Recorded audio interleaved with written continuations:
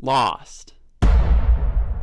Truly a show that captivated the hearts and minds of all Americans right before they became depressed again because of the housing crisis.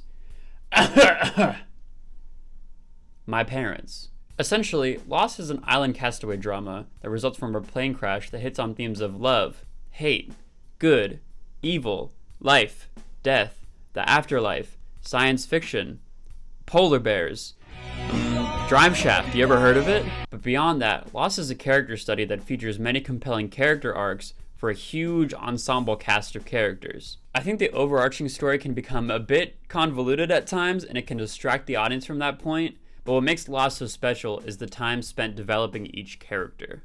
Lost was created in late 2003 by ABC head Lloyd Braun, who had Jeffrey Lieber write an initial script, and when that one sucked, they had J.J. Abrams write the pilot script. For all the Zoomers out there, J.J. Abrams was that one guy who made that Star Wars movie. Abrams brought on Damon Lindelof to help write, and they made a 2-part pilot as well as the show's Bible. Apparently, it was the most expensive pilot shot at that time, which is pretty cool. It aired in late 2004 and was instantly a hit, winning an Emmy in 2005 for Best Drama Series. It ran until 2010 and had 6 seasons with 121 episodes. That's a gross oversimplification of the show's history, but my earliest memories come from the housing crisis, and there were bigger fish to fry than Lost. Or bigger houses to sell? I don't really know how the housing crisis works, to be honest. Anyways, that's to say I had no knowledge of the show before going into it. All I really heard was that there were zombies and the island was alive. I never got it spoiled for me. I never heard of any of the cast or any of the plot points. I was essentially going in blind when I started watching the show this summer. I don't really remember why I started watching because it's not like a show that Zoomers talk about very much. We mostly focus on like The Office and Wow Wow Wubsy. But this summer I was like, gosh darn it, I need a new show to watch. And Lost just popped into my head. So I started watching it, and oh my god, the show is wild. I thought it would be cool to make a video recapping the whole entire series, so if you haven't watched it yet, go watch it. It's free on Amazon with ads. You don't even need Amazon Prime. So if you haven't seen the show yet and don't want me to spoil literally everything for you, I would just click off the video and go watch it. I will not be offended. There's a lot of details I'm not going to get into, and things I probably missed in the script.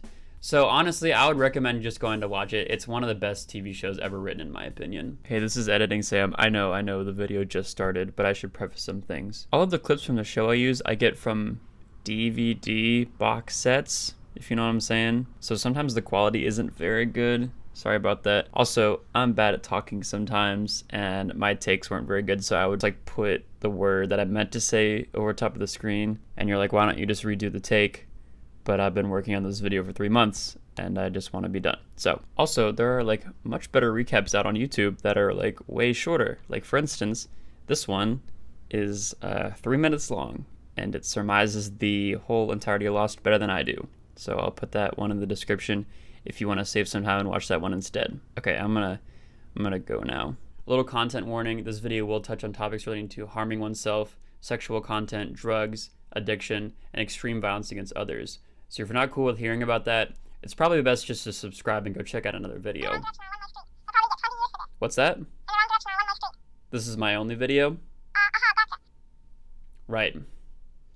Anyway, season 1. Wait a minute. Polar bears don't usually live in the jungle.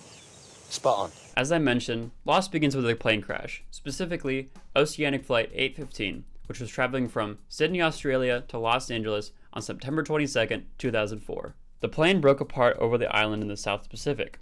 We learned later that it was hundreds of miles off course because it was attempting to return to Fiji after losing radio contact with the ground. There were 48 survivors from the middle section of the plane that set up camp on the beach of the island, but only like 14 actually matter. Jack, Kate, Sawyer, Michael, Walt, Saeed, Shannon, Boone, Jin, Sun, Locke, Charlie, Claire, and my favorite, Hurley. Love you, Hurley. Love you, Hurley. Oh, also Vincent the dog, who is immortal, I'm convinced. They all quickly realize that there's going to be some freaky shit going on, because Jack sees his dead dad, there's a polar bear that tries to eat them, and there's this monster killing people. Considered one of the best seasons of the show and of television, each episode kind of follows the same unique, interesting format. While the characters are figuring out stuff about the island, we see flashbacks into each character's past that mirror themes of their respective episodes. Like for instance, Locke's episode was episode 4, Walkabout, and Charlie's was episode 7, The Moth. I'm going to run through the backstory of each character, some of which was unveiled in Season 1, some in Seasons 2 and 3, to talk about why they were all on the flight and why they were purposely brought to the island by Jacob. Nothing is going to happen! Dr. Jack Shepard was a spinal surgeon working in St. Sebastian's Hospital in LA before the crash. He was the son of an alcoholic Christian Shepard, who was also an infamous spinal surgeon in LA.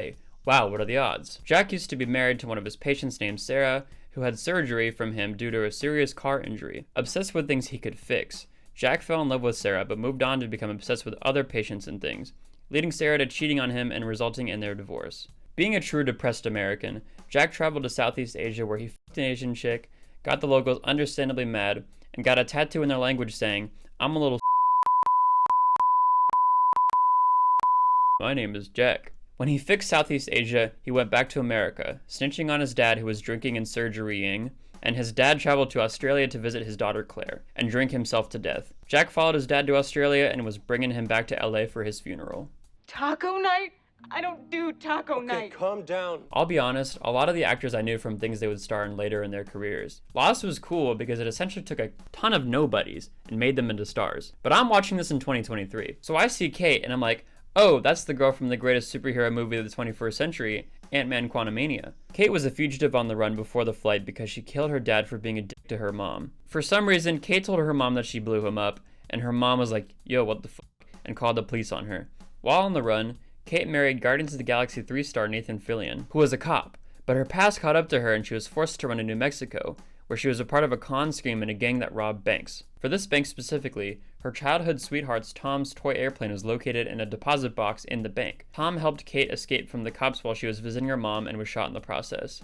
Anyway, she killed the con gang and took the toy airplane to Australia, somehow. The backstory has a bit of a gap here. She worked on some farm owned by Ray after he found her sleeping in his barn. He let her stay there a while, but found out about the bounty on her and reported Kate to the FBI, causing Agent Mars to capture Kate in Australia and try to expedite her back to America from Sydney to LA.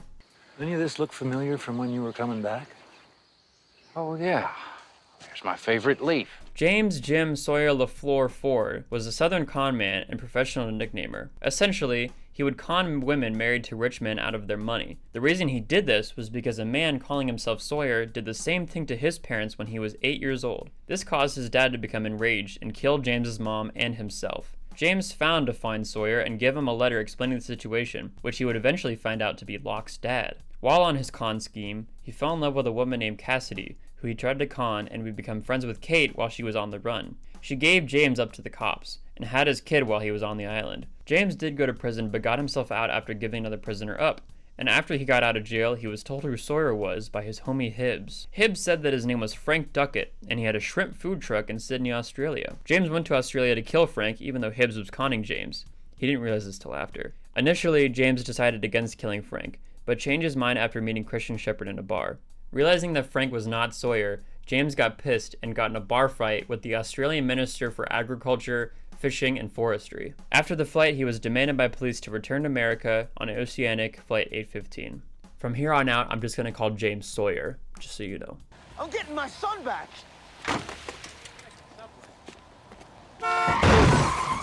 Michael Dawson was an aspiring artist and construction worker who was in a relationship with his hot girlfriend, Susan. Susan gave birth to Michael's son, Walt, and for the first time ever, the new child resulted in their relationship deteriorating. Susan became a very successful lawyer and moved to Amsterdam with Walt, getting into a relationship with her hot boyfriend and boss, Brian. One time they were on the phone, and Michael was like, yo, what the fuck? How can I see my son if he's halfway across the world?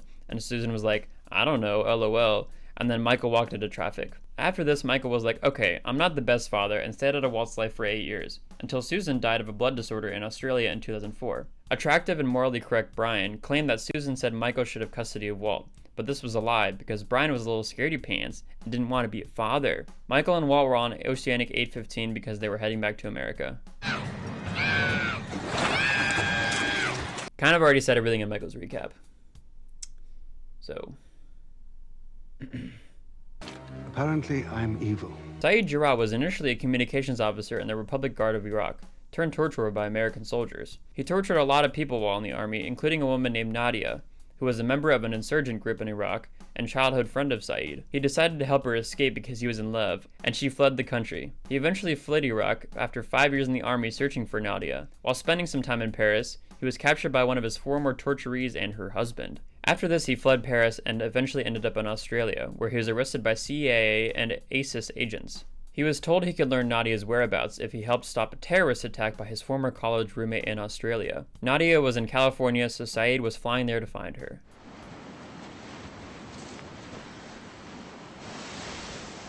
What? Shannon Rutherford was asthmatic and bulimic ballet instructor and half-sister of Boone Carlyle. Her dad married Boone's mom when she was 8, and her dad passed away when she was 18. Her dad died in a car accident with Sarah, Jack's ex-wife, which caused her and Boone to really connect. Her dad was really wealthy, but left none of the money to Shannon in his passing, causing her to seek independence from her stepmom and stepbrother. After doing this for like 3 minutes, she realized that independence really wasn't it, and started conning Boone out of his money through fake relationships. In the latest one, she was in a relationship with a man named Brian from Sydney who was abusive towards her. Boone traveled to Australia to rescue her, but he finally realized that she was conning him, which caused Brian to assault him. After this, her and Boone committed incest and then decided to travel back to America. Teresa falls down the stairs. Teresa falls up the stairs.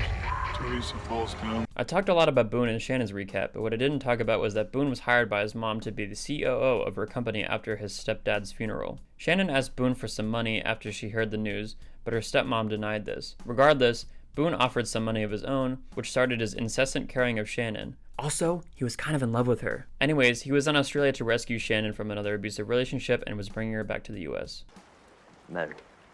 Yeah, well, no, not to each other, no. Jin Soo Kwon was the son of a fisherman and prostitute from southern Korea. After serving in the Korean army, he moved to Seoul looking for work, where he became a doorman for a fancy hotel, subsequently quitting after he realized that they were like super classist. He met his fiance's son after bumping into her next to a fountain, and they fell in love. After this, he started working for her dad, Woo Jung Pike, of the famous Pike Automotive. Mr. Pike could be super persuasive with his business partners, and by that I mean have his employees threaten and beat up his business partners so that he could get what he wanted. Jin would become the personal assistant of Mr. Pike, hurting a lot of business associates, but never resorting to murder. Jin married Sun for like 3 days, but their marriage suffered under the stress of Jin's job. He was tasked with delivering some watches to business associates in Australia and America, and decided to take Sun with him on the trip. He didn't burn your raft. Sun Hwa Kwon was the daughter of the famous and wealthy Mr. Pike. Besides the stuff I already talked about with Jin, Sun met Jae Lee on a date before she met Jin, who would teach her English and sometimes have sex with her. Their affair would develop during the stress of Jin's job. Oh my gosh, okay, so I totally forgot a part. So Jin's mom threatened to expose the occupation of Jin's parents if Sun didn't pay her $100,000 because that information would shame the Pike family. Sun got the money from her dad to pay her, but her dad forced Jin to take more risky work in return. Besides this, it was revealed in a doctor's visit that Jin had some weak swimmers, which would come into play later. She hatched a plan to escape Jin and her father's control in America after landing in LA, but decided to stay with Jin because, I mean, look at him. You don't know who you're dealing with. Don't ever tell me what I can't do, ever! John Locke, not the philosopher, was a preemie baby to crazy lady Emily Locke and con man Anthony Cooper, who occasionally called himself Sawyer. John's mom was only 15 when she had him and was not ready to be a mom, so she gave him up to foster care. When John was a kid, he was visited by a man named Richard Alpert to test if John was considered special. We'll get back to him later. John also joined the Cub Scouts, which gave him a basic understanding and love of wilderness and survival. When he was an adult and had hair, John was an assistant manager in a toy department of a superstore. One day he noticed his mom stalking him, and after talking with her over breakfast, was told that he was a special boy with a special destiny. He hired an investigator to look into his mom and dad and found out that his mom was in the Grippy Sock gang and his dad was passing as D.B. Cooper. Locke met his dad and started going on hunting trips with him, eventually revealing to his son that he had critical kidney failure. John, being the good guy that he is, offered one of his. I mean, you have two, so like, why not? After the surgery, John woke up and his dad was gone. His mom visited him and confessed that it was his dad's idea to con him out of his kidney so he could live. After this, he would stalk his father for a while until it started ruining his relationship with girlfriend Helen Norwood. John was going to propose to Helen at an afternoon picnic until he heard that his dad just went up and died. But then Locke's dad revealed to him that he faked out some gangsters by faking his death and asked him to help get some money that he had stored in the bank. John was like, okay, I guess. But then Howard found out and broke up with him. After this, Locke joined a commune of weed farmers, which was infiltrated by an undercover cop. Locke could not kill the cop after finding out his identity. Following this, Locke became a depressed American, but took a unique route of not traveling to a foreign country. In 2000, a man named Peter Talbot came to Locke claiming that his dad was conning Talbot's mom. Locke found his dad and threatened to expose him for what he was. So John's dad was like, okay, yeah, I'll stop. but then did a fake out and had Peter killed. Locke found this out and confronted his dad, who showed his love and support by pushing John out of an 8-story window. After this, Locke was permanently paralyzed from the waist down. And by permanent, I mean not at all. Geez, John has a lot of backstory. Okay, after this, he started working for a box company. Locke hated his job and his boss Randy, who was a massive dick. While in the hospital, an orderly named Matthew Abaddon, who was actually an agent of Charles Widmore, convinced him to travel to Australia to do a walkabout of the outback, even though he's in a wheelchair? But John's a stubborn man, and refuses to let people tell him what he can and cannot do. So he tried to go on the tour, but the guide denied him. The company agreed to send him back to the States in return, so he's flying back to LA to disappointingly return home. I'm in the band.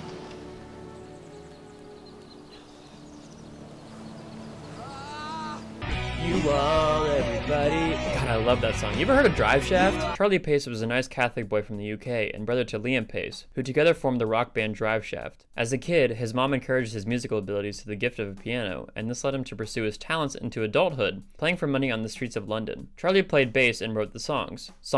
They had one song. And Liam was the face of the band. Drive Shaft's #1 hit went quadruple platinum, and since they were rock stars, responsible big brother Liam took up meditation and cooking to deal with his newfound stress. Just kidding, he did heroin. Charlie, seeing how his big brother's heroin addiction ruined his relationship with his brother and made him miss the birth of his daughter, decided to swear off drugs in a move of profound self-awareness. Just kidding, he also did heroin. After realizing the impact the heroin had on his life, Liam checked himself into rehab in Australia and Drive Shaft broke up. Charlie followed Liam to Australia to convince him to return to stardom and go on a return tour, but Liam was like, nah. Still addicted to brown sugar and adventuring, a defeated Charlie was returning to Los Angeles on flight 815. Wait a minute, isn't that guy from that one YouTube video? You didn't. Peanut butter?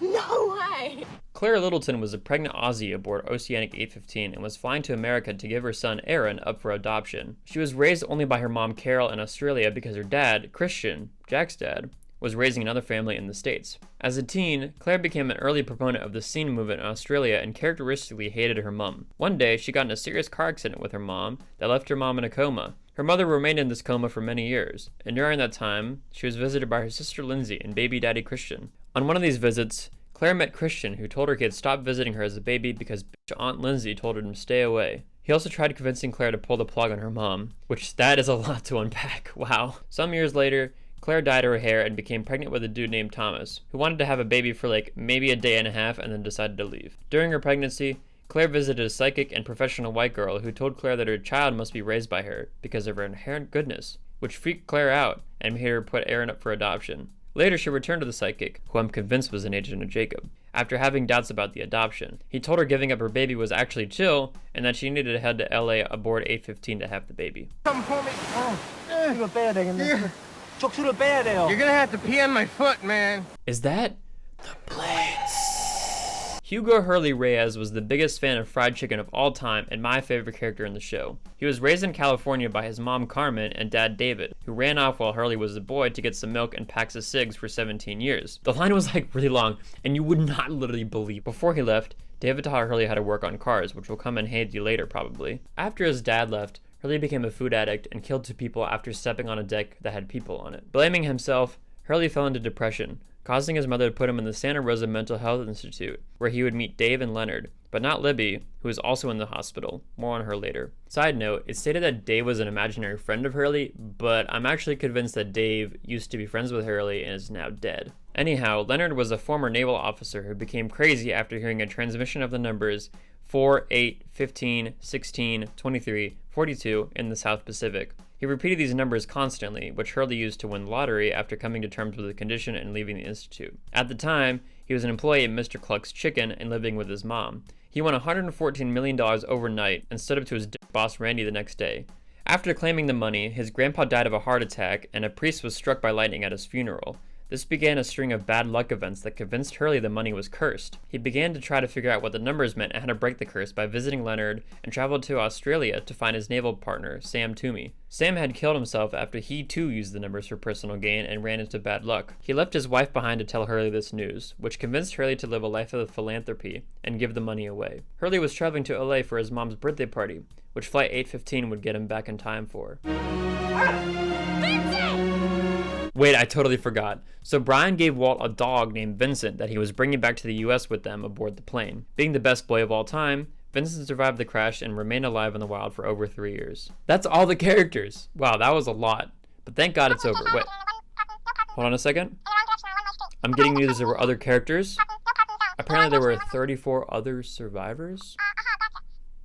There were only 3 that actually mattered though, at least from the midsection of the plane. Rose Nadler was a woman married to her husband Bernard, who was in the bathroom at the time the plane exploded. She had terminal cancer and was in Australia with Bernard to see a doctor of herbal medicine. They were heading back to LA to live out the rest of their time together. Dr. Arts was a high school science teacher and lover of bugs who catfished a woman online using a picture of his hot friend. They met in Sydney, and he was heading back to the US after the woman understandably left their date because he was not his hot friend. US Marshal Edward Mars was the agent that arrested Kate in Australia. He had been on her trail since she murdered her dad, and he was finally expediting her back to the US. Okay, for season 1, that's all the characters that actually matter for real. Now we can actually get into the plot. As I talked about before, the Lost pilot was the most expensive pilot in history, spanning over 2 episodes. It was so expensive because the crew imported a destroyed plane to Hawaii, where Lost was filmed, to do the effects practically.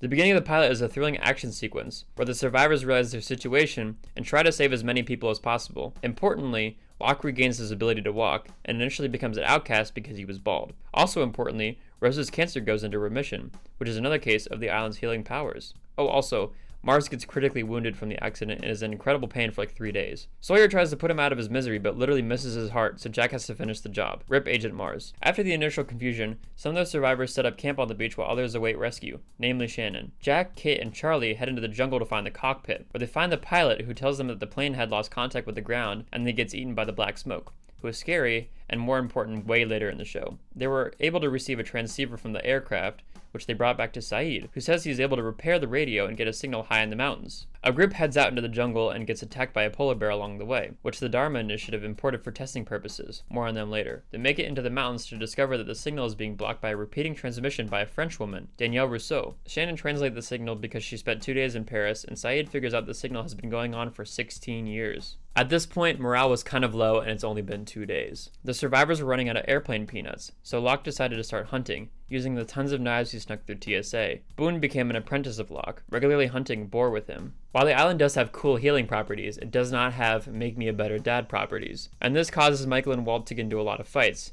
namely when Walt starts hanging out with Locke as well. Jack and Locke kind of start having a power struggle over who is the leader of the survivors, and the two become representatives of the abstract arguments science versus faith, which comes to a head in the season finale. Reminiscent of the Beatles, drugs Jack, which causes him to go on a spiritual quest after repeatedly seeing his dead father on the island. The Black Smoke, dressing himself as Christian Shepherd, leads Jack to the caves where him and his mother lived thousands of years ago. More of that in season 6. Jack convinces half the camp to leave for the caves, which had shelter and fresh water, while the other half keeps a fire going on the beach in case a plane passes by. Sawyer, being the independent queen that he is, hoards a lot of the wreckage and supplies.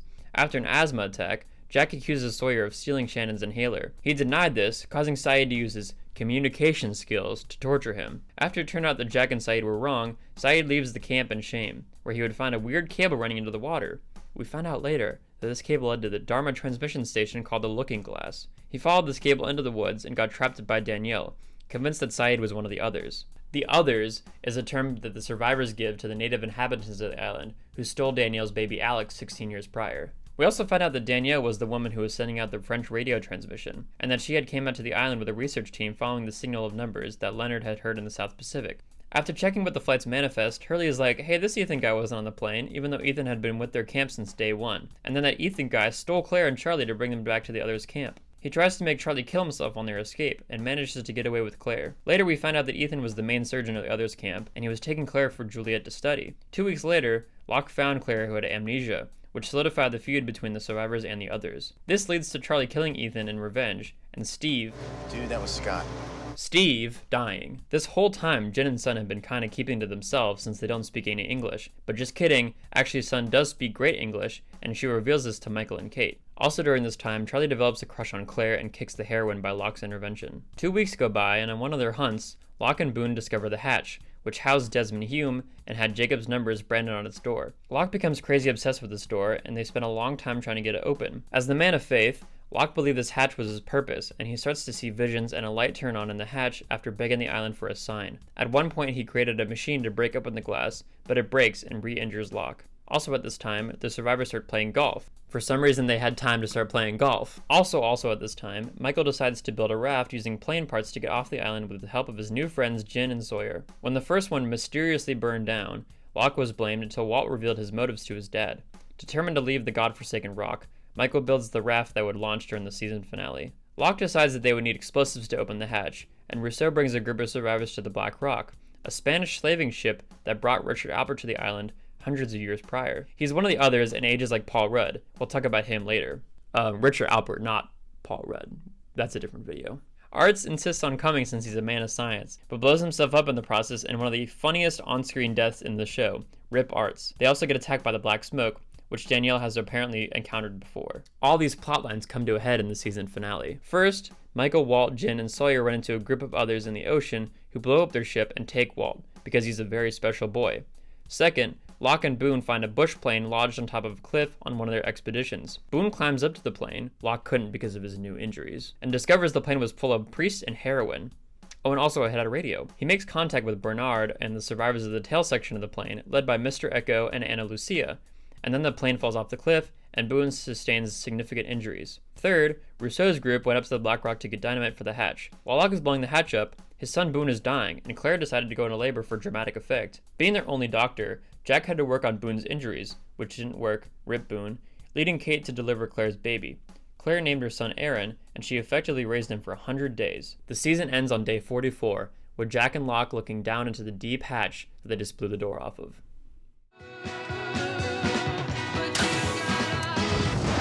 The first episode of Season 2, Man of Science, Man of Faith, was the most watched episode of Lost. The unsolved mysteries of the island and the potential promise of what awaited in the hatch was really compelling television. The episode title lends itself to the power struggle between Jack and Locke, respectively, but it also kind of relates to the struggle between Jacob and his brother in Season 6. Anyhow, what waited in the hatch was world's sexiest man and shortest working monk, Desmond Hume. Desmond was a former soldier and monk from Scotland who was formerly in a relationship with Penny Widmore. This introduces the important relationship between Desmond, Penny, and her father Charles Widmore, which we will talk more about later. Desmond broke up with Penny because he was too pussy to marry her before joining the military and then being dishonorably discharged. He spent some time in prison before being released, where he was met by Charles Widmore. I will only be calling him by his full name for this entire video. He tried to convince Charles Widmore that he was good for his daughter, but he believed Desmond to be a coward, so he refused. To prove his worth, Desmond joined Charles Widmore's sailing race all around the world. Because what else would you do with a lot of money besides make a sailing race? Desmond traveled to America for the race start,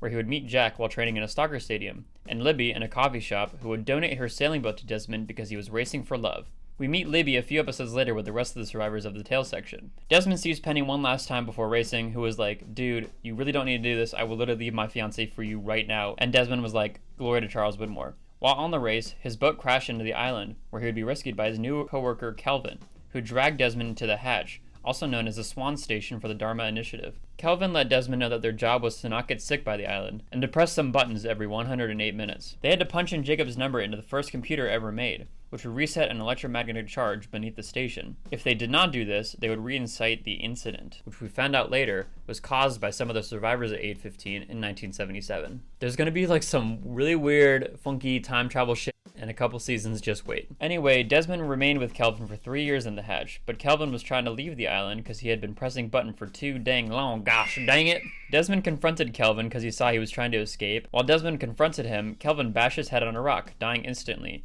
Rip Kelvin.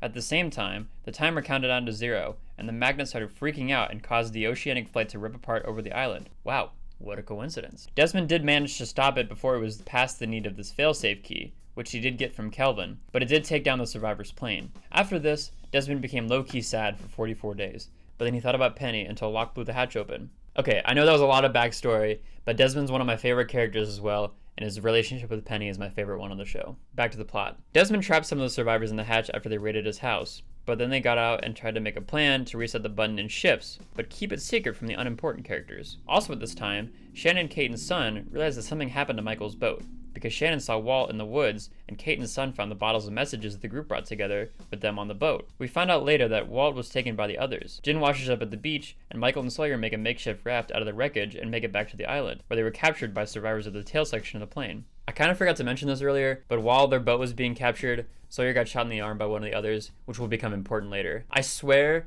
the show has like 1,500 Chekhov's guns if Chekhov's gun doesn't go off for like 5 seasons. Anyway, guys, we have some more characters from the Tale section, so you know what that means. More character introductions. Yeah! I was pregnant.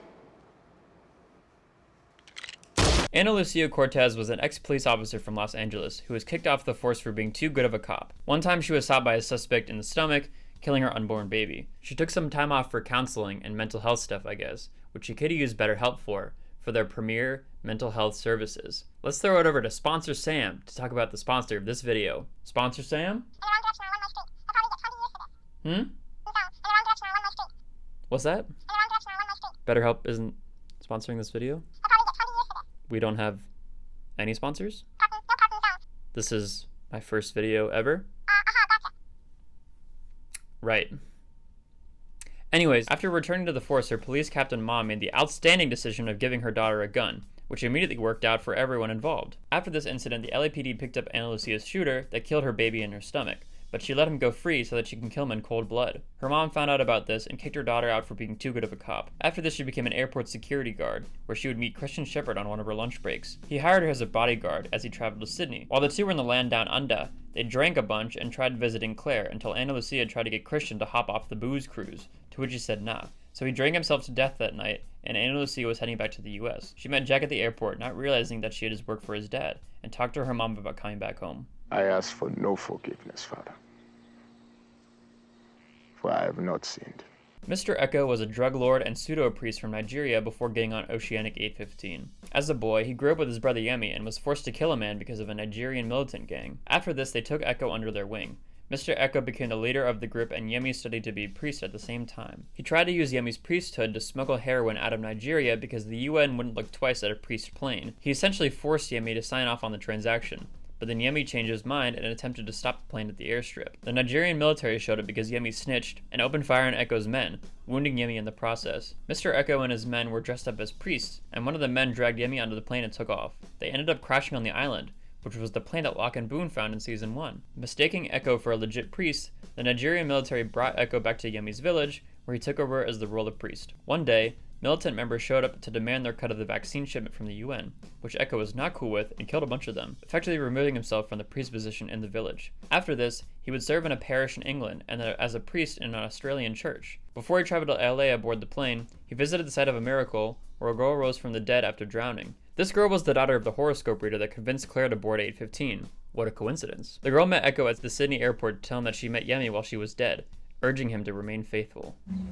A few days ago, I was watching TV and one of your commercials came on. Better call Saul. Libby Smith was a nutcase and lived in LA before the plane crash. She was married 3 times, and after her last husband died, she admitted herself to the Santa Rosa Mental Health Institution, where Hurley was at the same time as her. Wow, what a coincidence. I mentioned this before, but she met Desmond after getting out of the hospital in 2001, and gave him her late husband's boat. It's not really known why Libby was in Australia, but she was heading back to LA aboard 815. The last important character of the Tale section was Dr. Bernard Nadler, who I kind of already talked about before, but basically he was husband to Rose Nadler and was a dentist. He was in Australia with his wife to get her treatment for her terminal cancer. Side note, their relationship is also one of my favorites and their story is really cute. He was in the Tale section because he was using the bathroom when the plane tore apart. Okay guys, just a little bit more backstory and then that's it for season 2, I promise. While the midsection survivors were macking on each other and playing golf on the beach in season 1, the Tale section survivors were much worse off, with less members, less supplies, and no hot doctor. They also had another infiltrate their camp, named Goodwin. They had 12 of their members taken by others, including 2 children, and were led by Ana Lucia and Mr. Echo,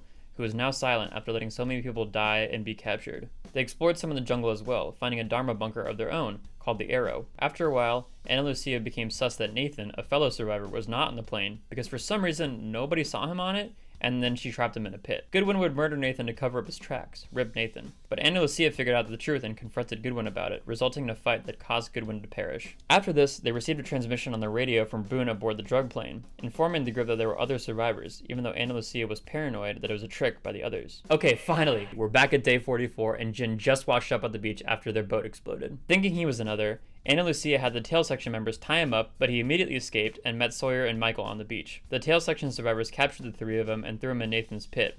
In a move of 5D chess, Ana Lucia threw herself in the pit to lie to the boys and get information out of them. After this, she believed their story, and they would spend the beginning of the season trying to move the group to the beach to reunite with the cooler survivors. They ran into a bunch of troubles along the way, like Sawyer's wound almost killing him and Michael running off after his son. While they were traveling, Shannon keeps getting visits from Walt, but Sayid doesn't believe her. Being the independent queen that she is, she trucks off into the woods with Vincent to find him. She sees Walt one last time during a rainstorm, and then is shot by Ana Lucia, thinking that Shannon was an other. Sayid gets understandably mad, but then they all head back to the beach to give Shannon a proper funeral and get Sawyer help. Rip Shannon. Real quick, I will provide my thoughts at the end of the video, but I do have a quick gripe with this part. We find out later that like the whispering is like dead people on the island who are like can't move on. And we also find out that the black smoke can take on the appearance of people who have died. So it could make sense that the black smoke was trying to get, it could make sense that he was using Walt as his appearance to make a confrontation happen between the two camps of the survivors, but that can't happen because Walt isn't dead.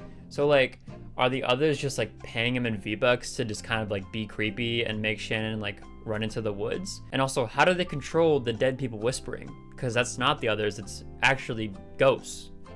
A lot of stuff with Walt is like never really explained, and it's one of my biggest gripes about the show. After the two groups reunite, things are just peachy until Charlie starts doing heroin again and tries to save Claire's baby. He brings Mr. Echo to the plane where he finds Yemi's body, restoring his faith, causing him and Charlie to start building a church on the island. At one point, Erin becomes really sick, and Claire remembers where she was held captive to try to get meds for him. Ethan had brought her to the staff Dharma station to have her baby during season 1. Meanwhile, the survivors and the others start getting into more confrontations in the woods, where a group led by Jack meets Tom, one of the leaders of the others, whose beard was a lie the whole time, that rat bastard. They set healthy boundaries for the island, and Jack decides to prepare for war. Shortly after this, Rousseau captured other leader and massive nerdneck Benjamin Lidus, who we'll talk more about later. We've heard enough backstory for this season. Ben was passing himself off as innocent Henry Gale from Minnesota, who crashed on the island in a hot air balloon. They put Ben in the gun locker of the hatch, and Sayid tortured him for information, believing that he was an other. Locke disagreed with this sentiment and trusted Ben, so much so that he had to rely on Ben's help when he was trapped underneath a door during a lockdown procedure in the hatch. Ben escaped his activity through an air duct and reset the computer while John was trapped, also freeing him from the door that straight up destroyed his leg. They were cutting it close though, so the station started freaking out and markings on the wall became visible under blacklight, which marked the island with all the Dharma stations. Locke saw this very briefly while he was trapped. Ben put himself back in captivity after this event, causing Locke to trust him more. Immediately following this, Locke and Echo started exploring all the Dharma stations, finding the central station called the Pearl. The purpose of the Pearl was to spy on the other stations, reaffirming Echo's faith in the island and making Locke waver in his. Echo vowed to stay in the hatch and continue entering the numbers because he believed how important it was. Also during this time, Michael is captured by the others while trying to find his son and is convinced to return to the beach to fulfill Ben's plan. Somehow, Walt tied to Michael through the hatch's computer during one of Michael's shifts, which is literally never explained, but it causes Michael to go find his boy. Okay, so by Ben's plan, Michael had to go to the camp, free Ben, and bring Jack, Sawyer, Kate, and Hurley to the others' dock. Side note, I'm just realizing now that this group that Michael has to bring back to the others is the same exact group that meets with Jacob at the end of season 6, which is, I think, is actually just a coincidence. But while he was freeing Ben, Michael shot Ana Lucia, who was on duty, and Libby, who was nursing Sawyer back to health. Rip Ana Lucia and Libby. Michael framed Ben for their murders, and hatched a plan to raid the others' base with Jack, Kate, Sawyer, and Hurley. I forgot to mention this earlier, but Hurley and Libby kind of started hanging out, and they were about to go on their first date until Michael, kind of shot her. So, despite knowing Michael's plan, Jack rallies the troops to go with Michael, with a plan for Sayid to attack the others' camp and rescue them. After making it to the dock, Ben lets Michael leave the island on a boat with Walt heading at a specific bearing, which we learn later is how people are able to go to / leave the island. Ben lets Hurley go back to the beach to tell his camp not to mess with the others. Then he takes Jack, Sawyer, and Kate into captivity. Okay, holy shit, I keep forgetting stuff, but Desmond straight up left on his boat after the survivors broke into his hatch and took over his role, and now he's just back. He somehow managed to sail back to the beach, and Sayid took his boat with the Jinn and Sun to go save the homies. At the same time, Locke forces Destiny to play its hand, as he believes nothing will happen if the timer in the hatch gets down to 0. Spoiler alert. He's wrong. He and Desmond distract Mr. Echo, causing Echo to leave the computer room, and they force a lockdown of the hatch. While they're waiting out time, Desmond realizes that his negligence on September 22nd, 2004 made Oceanic 815 crash, and realizes that he has to manually shut down the station. For some reason, he waited till almost the exact last moment to realize that Locke is wrong. It's all very dramatic finish as the magnet in the station starts going crazy, Echo almost blows himself and Charlie up with dynamite, and Desmond essentially sustains Hulk levels of electromagnetism. After Desmond turns the key, the whole island is engulfed in a white light on day 67, and 2 men in a polar station call up Penny Widmore to tell her that they found the island.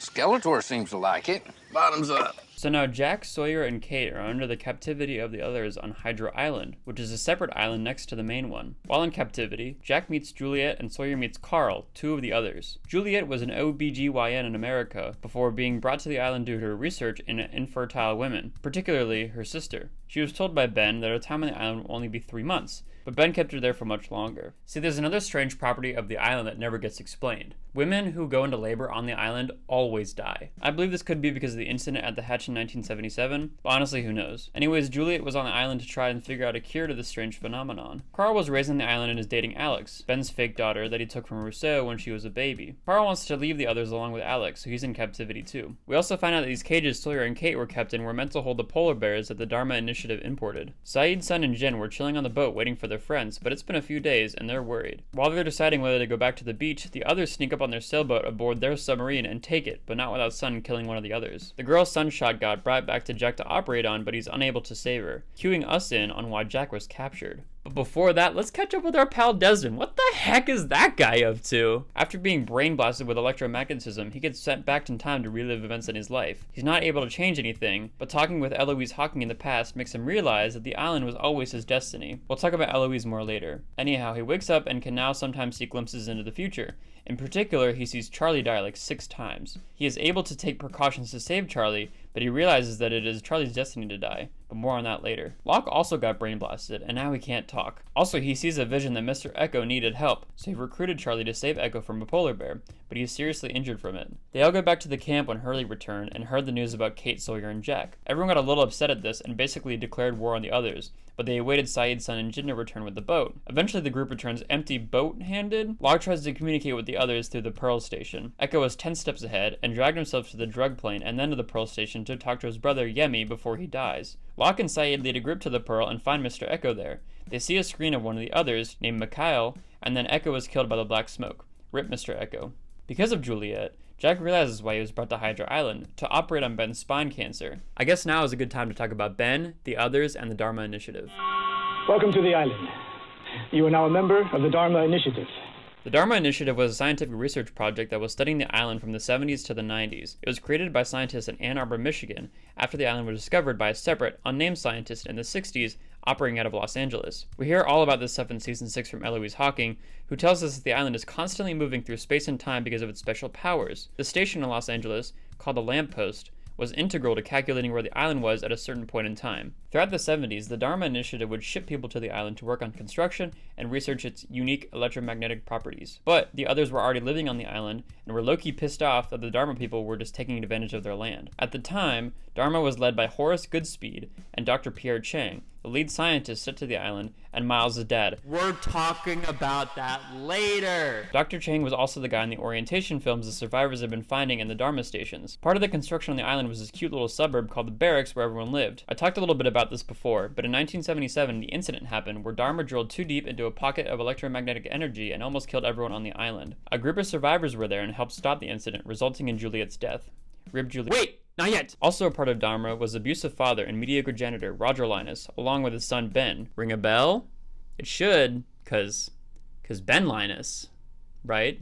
You're taking notes on this, right? Ben killed his mom during labor, and Roger hated Ben for it, which made Ben also hate Roger. Ben was a scrawny kid that couldn't really stand up for himself, and when he was 8, he met one of the others in the woods, Richard Alpert. Because of their conflict with Dharma, the others were waiting on their ultimate strike, which would be led by Ben about 10 years later. They wiped out the Dharma Initiative with the help of Ben through the use of poison gas. Ben and the others buried the Dharma Initiative in a mass grave somewhere on the island. This happened in either 1987 or 1992. It's not really specified. What do you want from me? Ever since, the others led by Ben have been chilling out in the barracks and monitoring the survivors since they landed on the island. Okay, cool. Now we're basically caught up. When Rousseau gave birth on the island years before Flight 815, Ben had Alex taken and had been acting as their adoptive father ever since. On September 22, 2004, the others felt the rumblings from the Swan Station and saw 815 explode over the island. Ben sent Ethan and Goodwin to watch over the two groups and report back to him. This would eventually lead him to order the capture of several of the others, including Claire, and the children to come live with the others at the barracks. There's a little bit more backstory into Jacob and the others, but can you guess?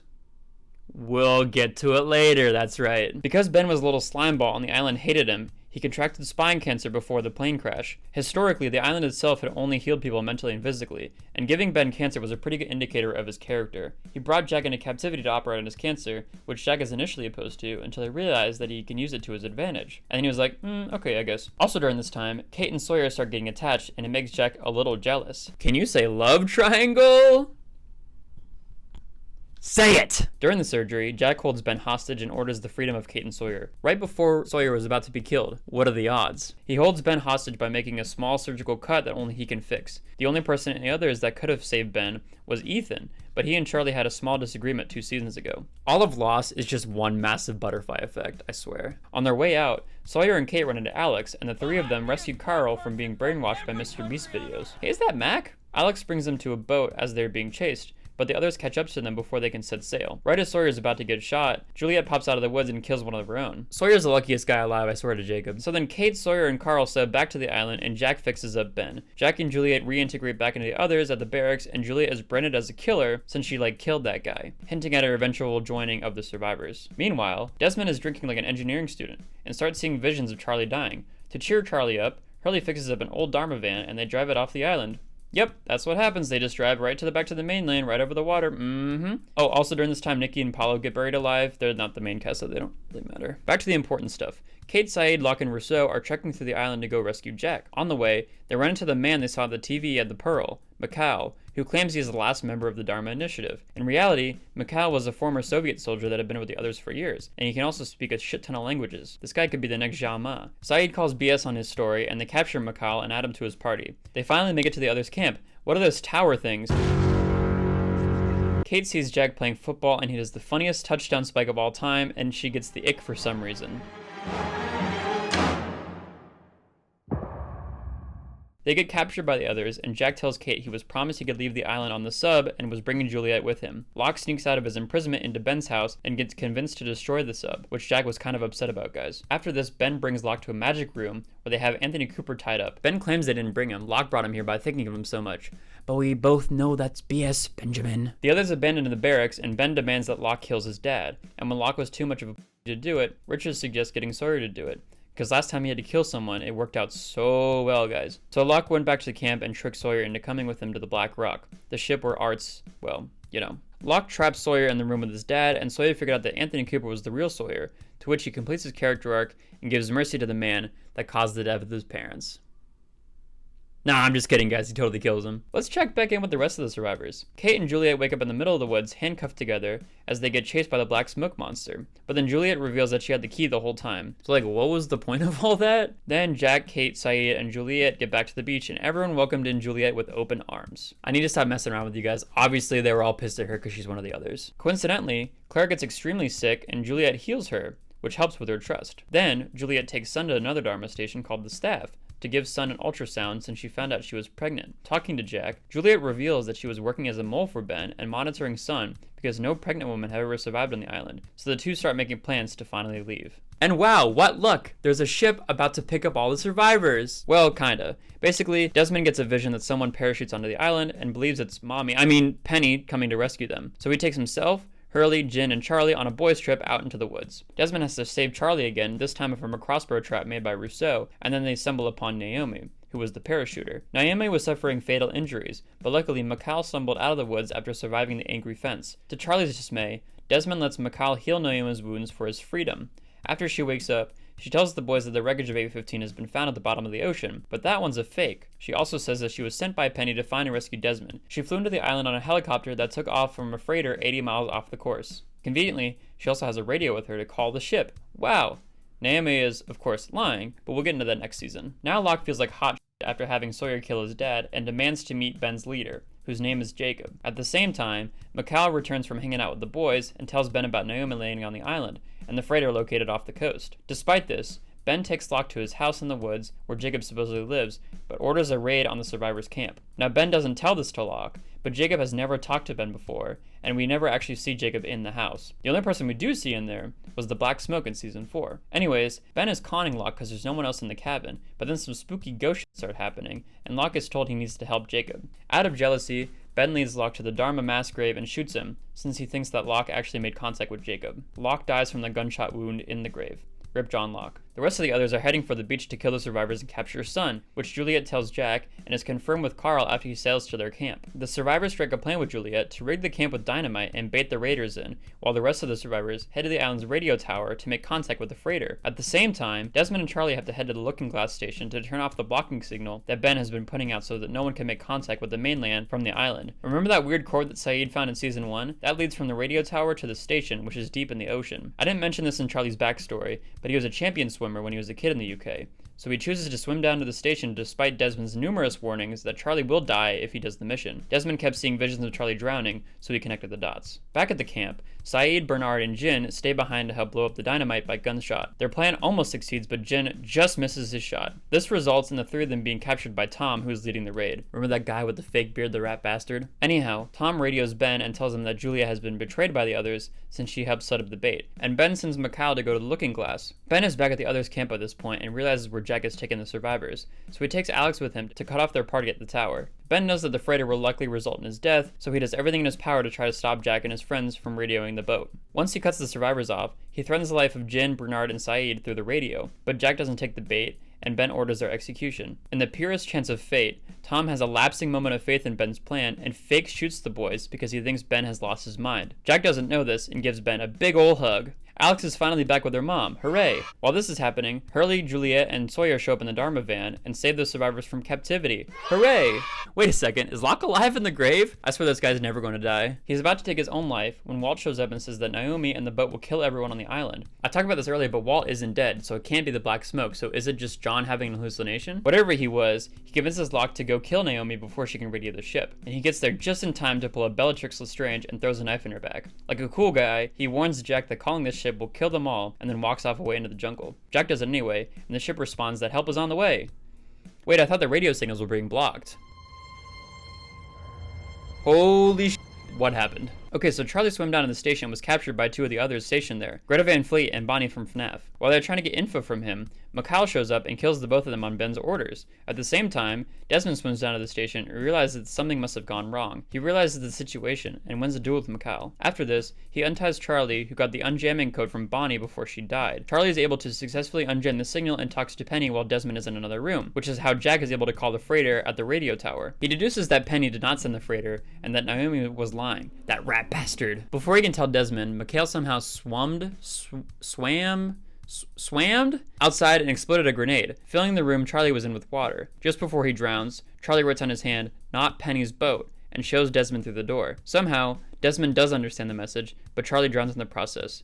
Rip drive shaft, I mean Charlie. There's a huge twist at the end of the season that doesn't relate to any of the main plot points, but I should still explain it anyways. So basically, every season has had the formula of some story happening on the island, and some story was a flashback of one or more of the other characters. I talked about this happening in season 1, but this remained true for every episode in seasons 1, 2, and 3, until the season finale. In this episode, we see an alcoholic Jack with a very patchy beard living in LA. So we figure out it's another flashback episode of Jack, but it's actually not. It was from 3 years in the future. At the very end of the episode, in a heartfelt talk with Kate, we learned that the Oceanic Six has been off the island for 3 years, and now they were all depressed. But how did they get off the island? Who's the Oceanic Six? Have you ever heard of Drive Shaft? I don't know, Miles. How stupid are you? It's a new season, and you know what that means. More character introductions! Landlord at your flat told me you ran here every day. How did you find me? I have a lot of money, Desmond.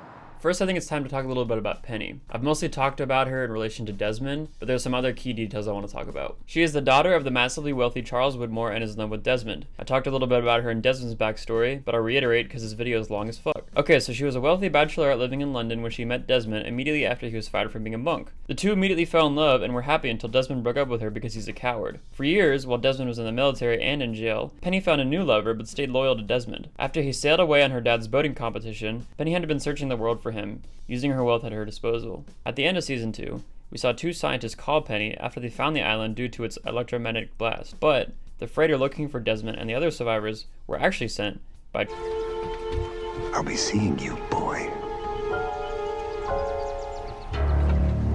Charles Widmore is the owner of the freighter and the one who faked the 815 wreckage. He bought a fake plane and hundreds of corpses from Thailand to stop people from looking for the wreckage so that he could search for it for himself. He knew that the plane and its survivors landed on the island, but it's never really stated how he knew. He may have still had some contacts in Ben's midst because he originally came from the island. That's right, folks. Charles Widmore used to be one of the others in the 70s, until Ben took over as leader and kicked him out because he was a threat to Ben's power. Charles Widmore was banished from the island and has been unable to find the island and return to it since. While on the island, he met Eloise Hawking and had 2 kids with her, but more on that later. Since he left the island, he became a business mogul and had Penny. I don't know if I mentioned this before, but I think he really disapproved of Desmond marrying her. Like he hates Desmond for breaking her heart, which is kind of fair. The reason that he sent the freighter to the island was to capture Ben Linus and bring him to justice, not to rescue the survivors. It worked!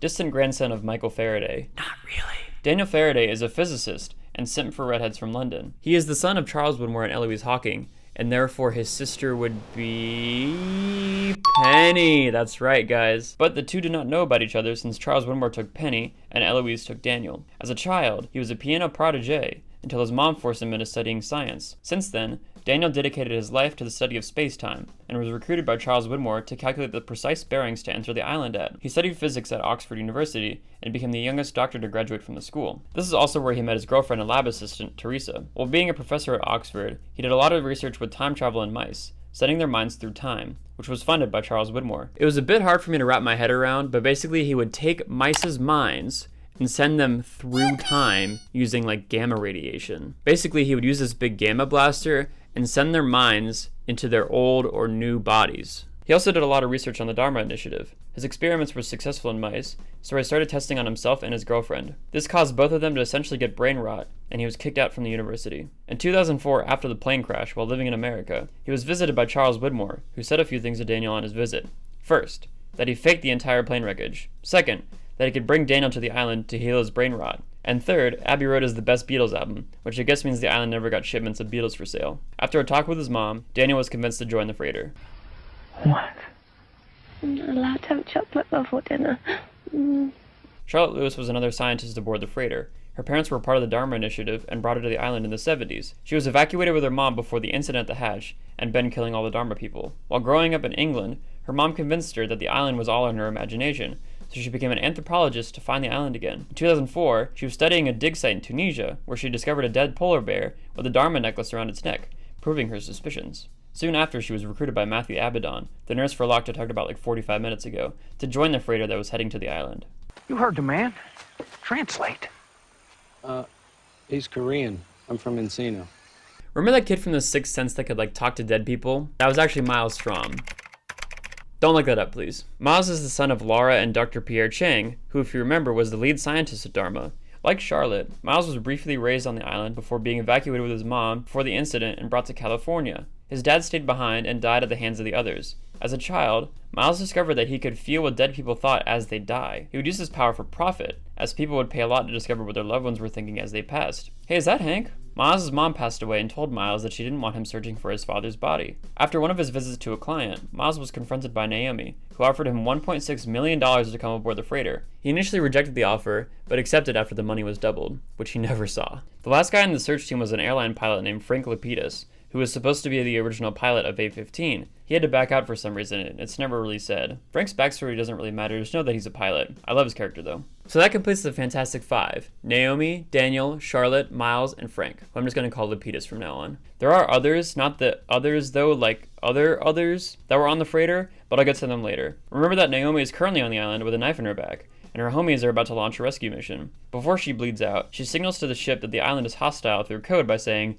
"Ooh, ouchie, my back hurts, ouch, ouch, ouch," and then she dies. The other four hopped in the helicopter and made it to the island, crash landing and scattering the team in the process. Meanwhile, the survivors are split between Locke and Jack and their opposing ideologies in the freighter. These guys just can't agree on anything. Jack is in the camp that the boat has good intentions, and they are close to getting off the island, while Locke believes that the freighter means danger. Spoiler alert, Locke is right. The group on the beach head out to meet with Jack after Desmond returned without Charlie. On the way, Hurley veered off and casually ran into Jacob's house, but he didn't go inside because it was scary. Jack's group decided to head back while Locke and his group head to the other's neighborhood. On the way back to the beach, Jack and Kate run into Daniel, who tells them that rescue is not the primary intention of the freighter. Daniel's able to locate Miles on his radar, and the three go rescue him. Miles tells the squad that their primary goal is to capture Ben Linus, who is currently with Locke. On the way to the barracks, Locke and the gang run into Charlotte, who they take as a hostage. They also run into Lapidus and his helicopter, which he obviously landed safely. How dare you accuse him of crashing on a crash landing? He's the best pilot on this side of the Mississippi, goddamn! At the same time, Locke is trying to find Jacob's cabin for info on what to do to protect the island. Kate and Saeed meet Locke in the barracks to do a prisoner exchange, Charlotte for Miles. Frank sees this as a W because Miles is a prick, so agrees to fly Saeed and Desmond with him back to the freighter on the helicopter. Unfortunately, Daniel gives them the slightly wrong bearing, so they end up traveling to a day in the future on the way, but they do make it to the freighter. Also, Desmond's body starts freaking out, and his mind becomes unstuck in time, as Daniel says repeatedly. This just means that his mind will start jumping to different points in time in his life repeatedly until he dies. We'll get back to that, but real quick, here's a recap on who is where now, because everyone is split up. So Desmond, Saeed, and Frank are on the freighter. Locke, Ben, Miles, Clara, Aaron, Hurley, and Sawyer are at the barracks. Jack, Kate, Charlotte, Daniel, Jen, and Son are on the beach, and Michael and Walt are off the island. Or so we think. After escaping the island, Michael and his son make it back to America on a charter ship, telling nobody their true identities but Michael's mom. Michael takes Walt to live with his grandmother in New York, where he becomes a normal kid, going to class and hating his dad. Michael is so racked with guilt for killing Ana Lucia and Libby and for his son hating him that he attempts to commit suicide by car crash and gunshot, both of which fail.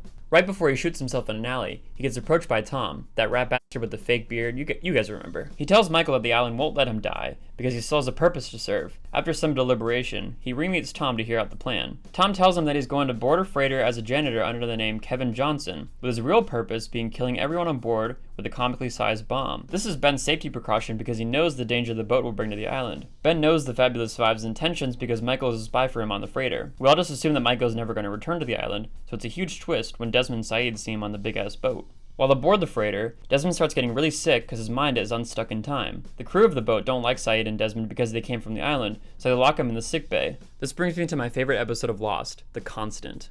It's all about Desmond's mind switching between 1996 and 2004 and figuring out how to get unstuck. With the help of Lapidus, he gets a hold of a radio and calls Daniel on the island, who tells Desmond to find him as a professor at Oxford. This is when Desmond was in the Royal Scots Regiment, so he took a train ride to Oxford and sweet-talked Daniel into helping him. He said he knew of Eloise, which Daniel named his rat testing dummy. After helping him discover mind time travel, Daniel told Desmond to find the constant that is in both times and to make that his anchor back to reality. Desmond chooses Penny, and he convinces her to keep her number the same in 1996 so that he can call her in 2004 from the freighter's communication room. Personally, I love this episode for a couple of different reasons. The editing is great because there isn't some big-ass audio cue to indicate that Desmond's mind is about to shift in time. It's just a straight cut, and it's so effective in making us feel how he would feel in that state. It also keeps us guessing as to when the next shift will be, because you know it's coming, but you don't know exactly when. Also, the love story between Desmond and Penny is just the most wholesome thing. After this episode, Desmond and Saeed were let out of the sickbay, where they met Michael.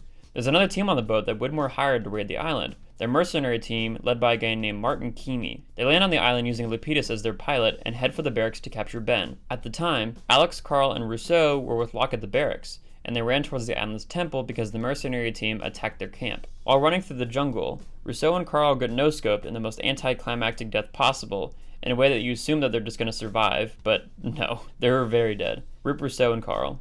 As they're raiding the suburb, a bunch of extras get shot and Claire's house blows up. Luckily, she gave Aaron to Hurley for babysitting at the time, and he was boarded up with Locke, Ben, Sawyer, and Miles. Keamy took Alex as a hostage to blackmail Ben into custody, who lets his daughter die because he doesn't want to give himself up. Rip Alex. Ben summons the Black Smoke to kill all the mercenaries and severely injure Keamy. Locke and Ben don't know it, but Keamy's heartbeat is linked to a bomb aboard the freighter. While on the beach, Daniel starts boating people over to the freighter 6 at a time. Son and Jen are brought to the freighter aboard the first rescue boat. They meet up with Saeed and Michael as Desmond discovers the bomb. They realize that it would not be able to be defused, so Michael starts freezing the bomb for as long as possible. Ben kills Keamy for killing his daughter. Too little too late if you ask me, but now it's a question of when Michael will run out of freeze juice, resulting in the freighter exploding. After Ben gets his revenge, Hurley, Ben, and Locke tried to find Jacob's cabin again, while Sawyer, Miles, and Claire head for the beach. It takes them multiple days to make it to the beach, and in that time, Miles hits on Claire, and Claire wanders into the woods into Jacob's cabin at night. She was led by her dad Christian Shepherd, who was actually the Black Smoke, and left Aaron behind in the woods. In the morning, Sawyer found Aaron and took him back to the beach, giving him to Kate. Hurley, Ben, and Locke are able to find Jacob's cabin because Hurley was there earlier, and everyone loves Hurley. Inside, Locke meets the Black Smoke, who has dressed himself as Christian Shepherd, and Claire is sitting next to him. After her house got exploded, Claire is literally Grippy Socks crazy. Christian tells Locke that he has to move the island to save it. The three kept walking to the Orchid, which was another Dharma station meant for research. Ben leads them there because he knows that's where the island must be moved. At the same time, the beach crew and mercenaries are all trying to leave the island. Luckily, they run into each other and have a silly little gunfight right next to the Orchid. Wow, what are the odds? Jack and Locke talk at the Orchid as Ben goes down to turn the island's clock. Locke reminds Jack that leaving is a bad move, but Jack cannot give less of a shit and leaves. Afterwards, Lapidus takes a bunch of main characters on the helicopter to the freighter. Jack, Kate, Hurley, Saeed, Sawyer, and Aaron. But they discover that the helicopter's fuel tank was shot in the gunfight earlier, so Sawyer jumps out of the chopper, allowing them to make it to the freighter. Sawyer swims back to the beach and meets up with Juliet, who is waiting for Daniel in the rescue boat. The helicopter briefly lands as Desmond and Son run out to tell them that the freighter is about to blow up. They lift off again before Jin is able to get on, and the survivors see the freighter explode below them, killing Michael and Jin in the process. Rip them. Because the helicopter was almost out of fuel, it has to crash land in the ocean, but they are luckily rescued by Penny Woodmore. She also had a rescue boat out and picked up the wrecked helicopter crew. What a coincidence. Desmond and Penny are finally reunited and in love, as everyone else discusses what to do next. Jack and Penny figure out a plan to fool Charles Woodmore by sending the Oceanic Six, Jack, Kate, Saeed, Hurley, Son, and Aaron, out on a rescue boat near the fake wreckage in the Indonesian Ocean. Penny, Desmond, and Lapidus would all go into hiding, letting the public only hear about 815 from the Oceanic Six. We'll come back to their story in a second. Let's check back in with Ben. At the bottom of the Orchid Station, Ben's finds this massive frozen gear on the wall radiating golden light. He pushes it with considerable force to turn it, sending the island and its inhabitants through time. Ben knows that by turning the wheel, he will be banished from the island, and he ends up in the Sahara Desert in a massive winter coat. We'll check back in with him later, thanks Ben. As Ben turned the wheel, the island became enveloped in a bright light, similar to the end of Season 2, and disappeared from the ocean with Locke, Claire, Sawyer, Juliet, Miles, and Charlotte still on the island,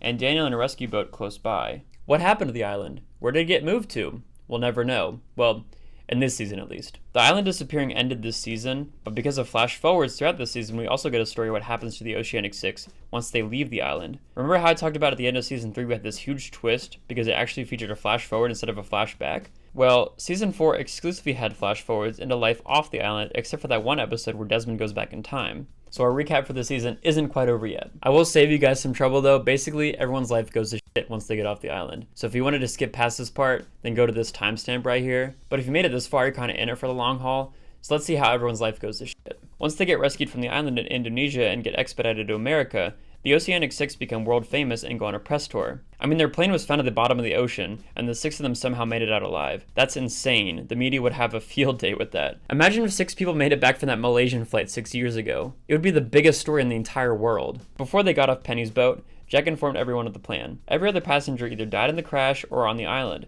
and they were the only remaining survivors by day 100. Oh, also Kate was pregnant the whole time, and gave birth to Aaron all on the island. The 6, well basically 5, of them have to live with this lie as they re-enter back into society at the end of 2004. This isn't really important, but Oceanic gives the 6 of them free lifetime passes for any flight anywhere in the world, which is like the biggest fuck you ever, because like, why would any of them want to ever fly an Oceanic again, or like fly at all for that matter? At first, everything is happy and dandy for everyone except for Sun, who is grieving her husband's death.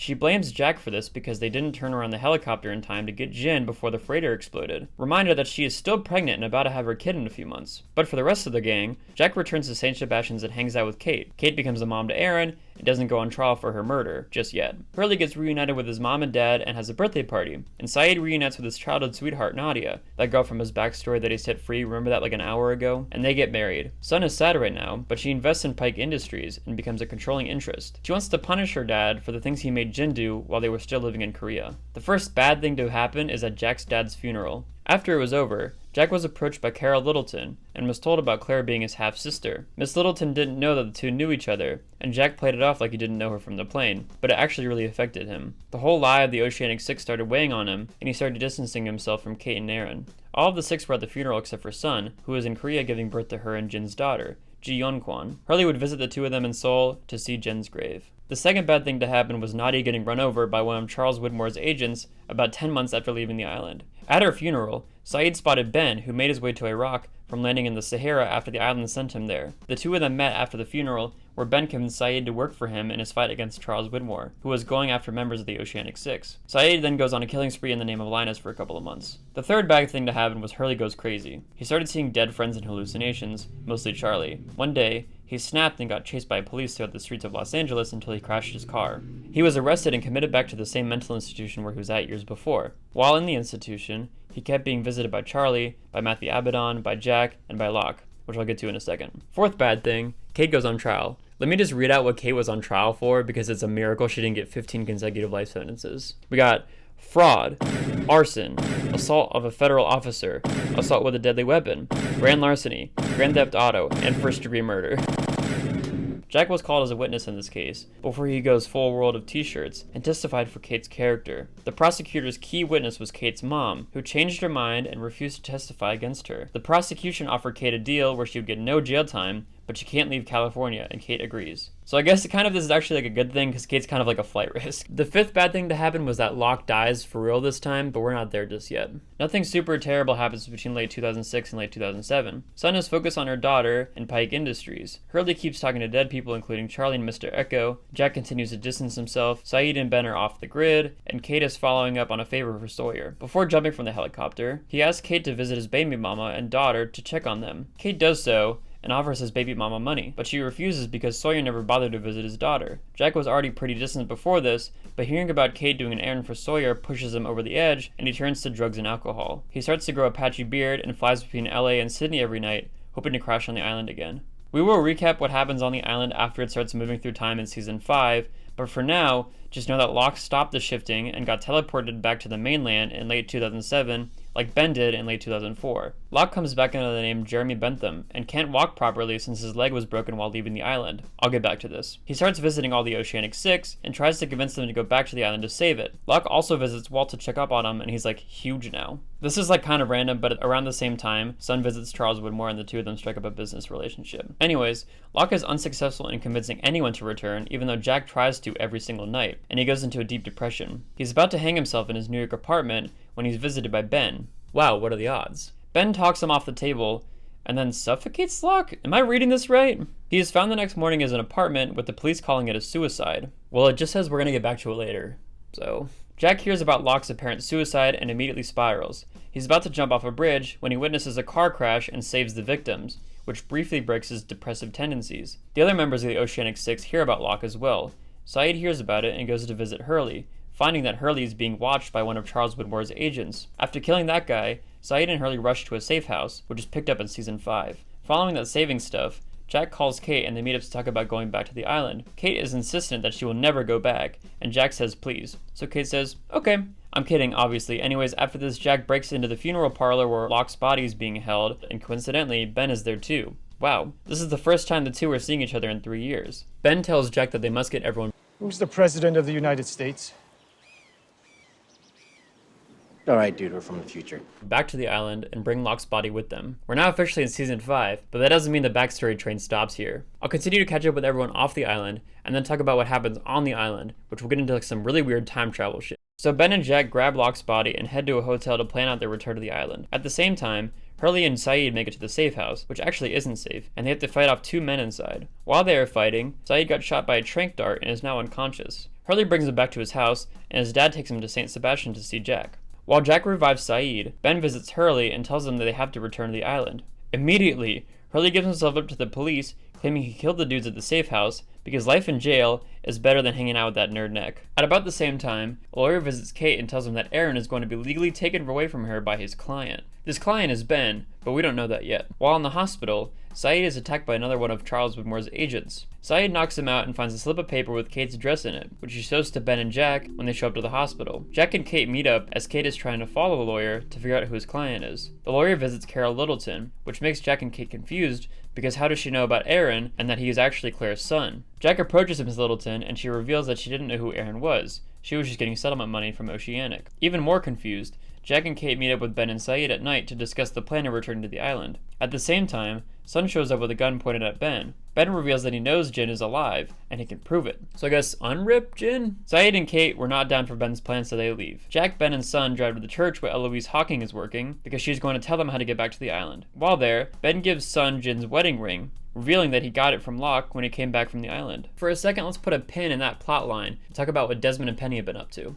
For 3 years, the two of them have been on the run from Penny's dad, living on a boat. In that time, Penny gave birth to their son, Charlie. One morning, Desmond wakes up with a memory of Daniel visiting him while he was working at the Swan Station, even before the Oceanic plane crash. He told Desmond to visit his mom at Oxford. While on the trail, Desmond runs into Charles Widmore, who gives him an address in Los Angeles where he could find Eloise. Coincidentally, he finds the church at the same time that Jack, Son, and Ben do. Desmond remembers her from when he traveled back in time after blowing up the hatch in season 2. Eloise brings the team down below the church to the lamppost Dharma station. If you guys remember from earlier, the station is how the Dharma scientists were able to find the island in the first place, since it moves through space-time every couple of days. She tells the gang that for the stars to align, they all have to board Ajira Airways Flight 316 from LA to Guam with as many original members of A-15 as possible. Desmond says fuck that and leaves the church. While this is happening, Kate starts to feel guilty about taking Aaron, and she takes him to Miss Littleton so he could be watched while she returns to the island to rescue Claire. She meets up with Jack, and he tells her the plan. The next day, Hurley is released from prison because it's proved that he could not commit the murders. He gets in a taxi outside the prison that has Jacob inside, only Hurley does not recognize him. Jacob tells him that he should return to the island aboard Flight 316, and he gives Hurley a guitar case, which held a giant ankh inside. He gives Hurley the choice to return or not, but luckily Hurley decides to go. That same morning, Ben showed up at Penny's boat to kill her to get revenge on Charles Widmore. First he shoots Desmond, and right before he shoots Penny, Charlie pops out of the boat and Ben hesitates. Somehow, Desmond survived a direct shot to the chest and beat the shit out of Ben as he lowered his gun. After this, Ben calls Jack and tells him to bring Locke's body to the airport. Penny brought Desmond to the hospital to take care of his injuries, and he nearly dies. Let's check back in with Saeed. After the island reunion, he went to a bar where he met Alana, an agent for Jacob, but he doesn't know that yet. The two go to a hotel to binge the new season of I Think You Should Leave, where Alana reveals Saeed is being expedited to Guam by the police for one of the murders he committed at Ben's orders. He is brought to the airport the next day to board Ajira Air Flight 316. So now everyone is on the flight. Jack, Kate, Hurley, Ben, Son, and Saeed in the captivity of Alana, and Locke is in the plane as well, but he's dead. Right before the plane takes off, Jack learns that Lapidus is the pilot, which is the biggest chance of fate. You would think that someone would have written this or something. It's not super important, but Hurley bought up almost all the seats on the flight because he knows that the plane is going to crash, which just shows what a good guy he is. While they are flying, the plane is engulfed by a bright light and crashes on Hydra Island. Okay, if you guys haven't been taking notes yet, it's time to get out a pencil and paper. It's about to get a whole lot more convoluted, and there is a quiz at the end. Since the squad on Flight 316 are back on the island, we need to go back and check in with the people who stayed on the island when Ben turned the wheel. After the bright light fades out, the rest of the survivors return to the beach camp to find that it's gone. Just a reminder that Sawyer, Juliet, Miles, Daniel, and Charlotte are still on the island, along with a bunch of extras that don't matter. Bernard and Rose are also there, but they quickly fuck off to be on their own. Locke is also there, but he was in the jungle when Ben turned the island's wheel. He meets up with the others that Ben left behind, where he tells Richard Alpert that he is their new leader with Ben gone. But then, the island gets enveloped in the light again and the others disappear. Daniel knew what was going on, but had a hard-on for not explaining anything, so he led the rest of the beach crew to the hatch to figure out when they were, not where. He says this a lot. Eventually, Sawyer gets tired of Daniel not telling him what the fuck is going on, so he makes Daniel explain the time travel. In Lost, time travel works under the premise of whatever happened, happened. So if you go to the past and you change something, you're adding to that present. You're not creating a whole new timeline or a new branch or nothing. So moving a rock in the past doesn't suddenly make you look cool and popular, it just adds to the current present where you're sad and alone. I didn't really state this one correctly. When Ben turns the wheel, the island starts jumping through time, and it has time flashes. It's time traveling around to different points in time. I don't feel like I was that descriptive about it, but that's what happens. Oh, also, the time flashes only affect certain characters sometimes. Sometimes the island will jump through time, but only take certain people with it. Does that make sense?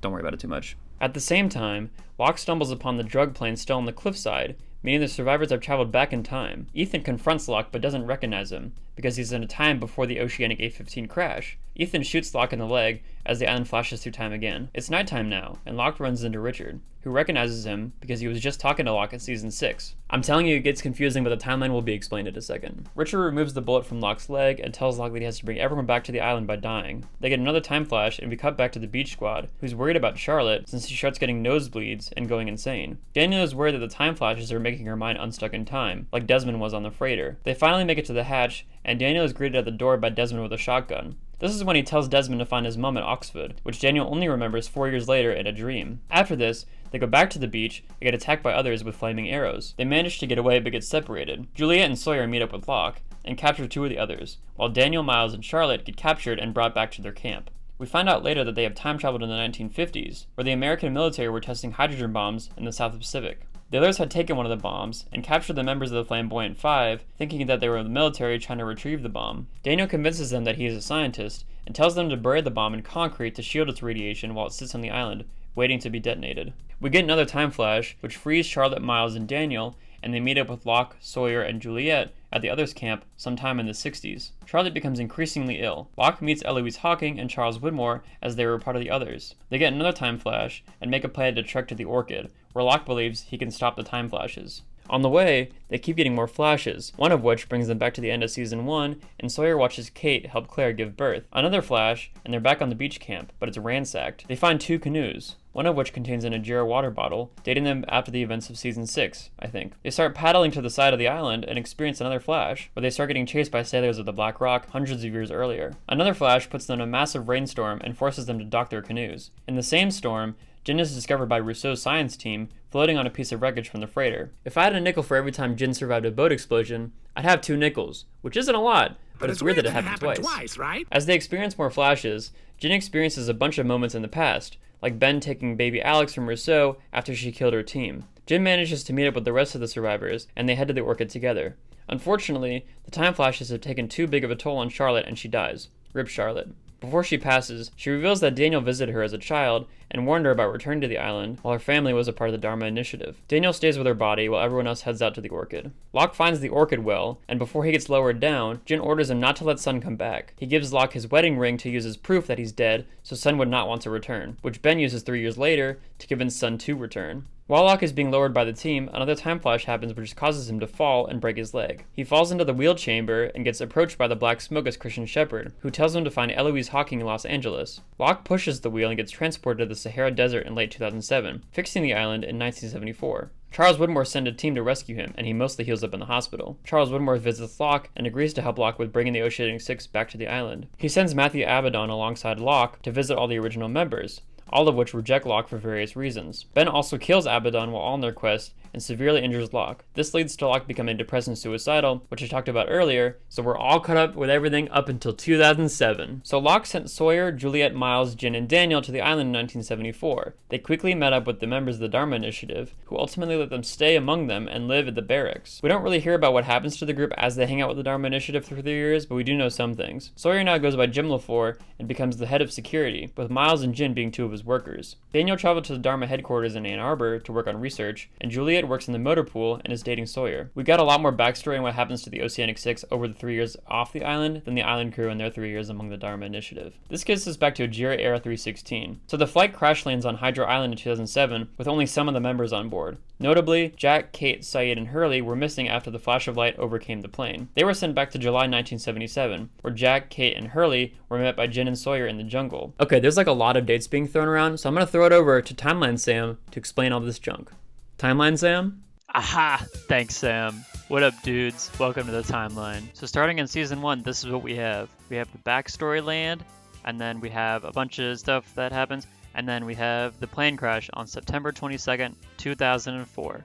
Then all the stuff on the island happens that's been happening for the past 5 seasons. Squiggle, squiggle, squiggle. And then we get to when Ben moves the island in time. Ben turns the wheel of the island on December. And I say that because the survivors got off the island at day 100, and I think Ben turned it the day before that. So, day 99. So the people of the island continue on normally. But then Ben turning the wheel starts a whole new timeline. And the island's going through time, and it's like, what's going all over the place? And then it ends with Locke turning the wheel. Locke turns the Orchid wheel in 1974. In the original timeline, 3 years go by. The Ajira plane takes off in 2007. That takes off in 2007. But at the same time, when this plane lands on the island, the main timeline still goes forward, then some people are sent back, like Jack, Kate, and Hurley, to 1977. So this is where we're left off, with 2 timelines, one in 1977 and one in 2007. Hope this helps. Thanks, Timeline Sam. So at this point of the show, the 2 times are being shown simultaneously, but they aren't affecting one another. To this end, I can talk about what happens in 1977, and then talk about what happens in 2007. I brought you a sandwich. Remember, we see Jack, Kate, and Hurley meet up with Jin and Sawyer in the jungle. Sawyer takes them into the Dharma Initiative, and the 3 integrate into the program like the island crew did 3 years ago. Jack becomes a workman, Hurley becomes a chef, and Kate works in the motor pool with Juliet. Which, like, why wouldn't Hurley work in the motor pool? Because, like, a whole part of his backstory is working on cars. Late that same day, Jin stumbles upon Saeed, who is also in the jungle alongside another Dharma member, and Jin is forced to bring him in as a prisoner from the others. While Saeed is in captivity, he has brought food from a young Ben Linus. The next morning, Ben talks to Saeed about escaping and returning to the others before Saeed is tortured for information on the others. Saeed admits he's from the future to the Dharma leaders, but they just think he's insane. Later that night, Ben helps Saeed escape, and the two run to the others' camp. Saeed backstabs Ben by shooting him in the front, like he's killing baby Hitler. But remember, what happened, so obviously Ben does not die. Jin finds Ben dying in the woods and takes him back to the barracks. Juliet tries to help him, but only Jack could save his life, and Jack refuses to operate on Ben a second time. Kate and Sawyer take Ben to Richard Alpert and the others, who take Ben to the island's temple.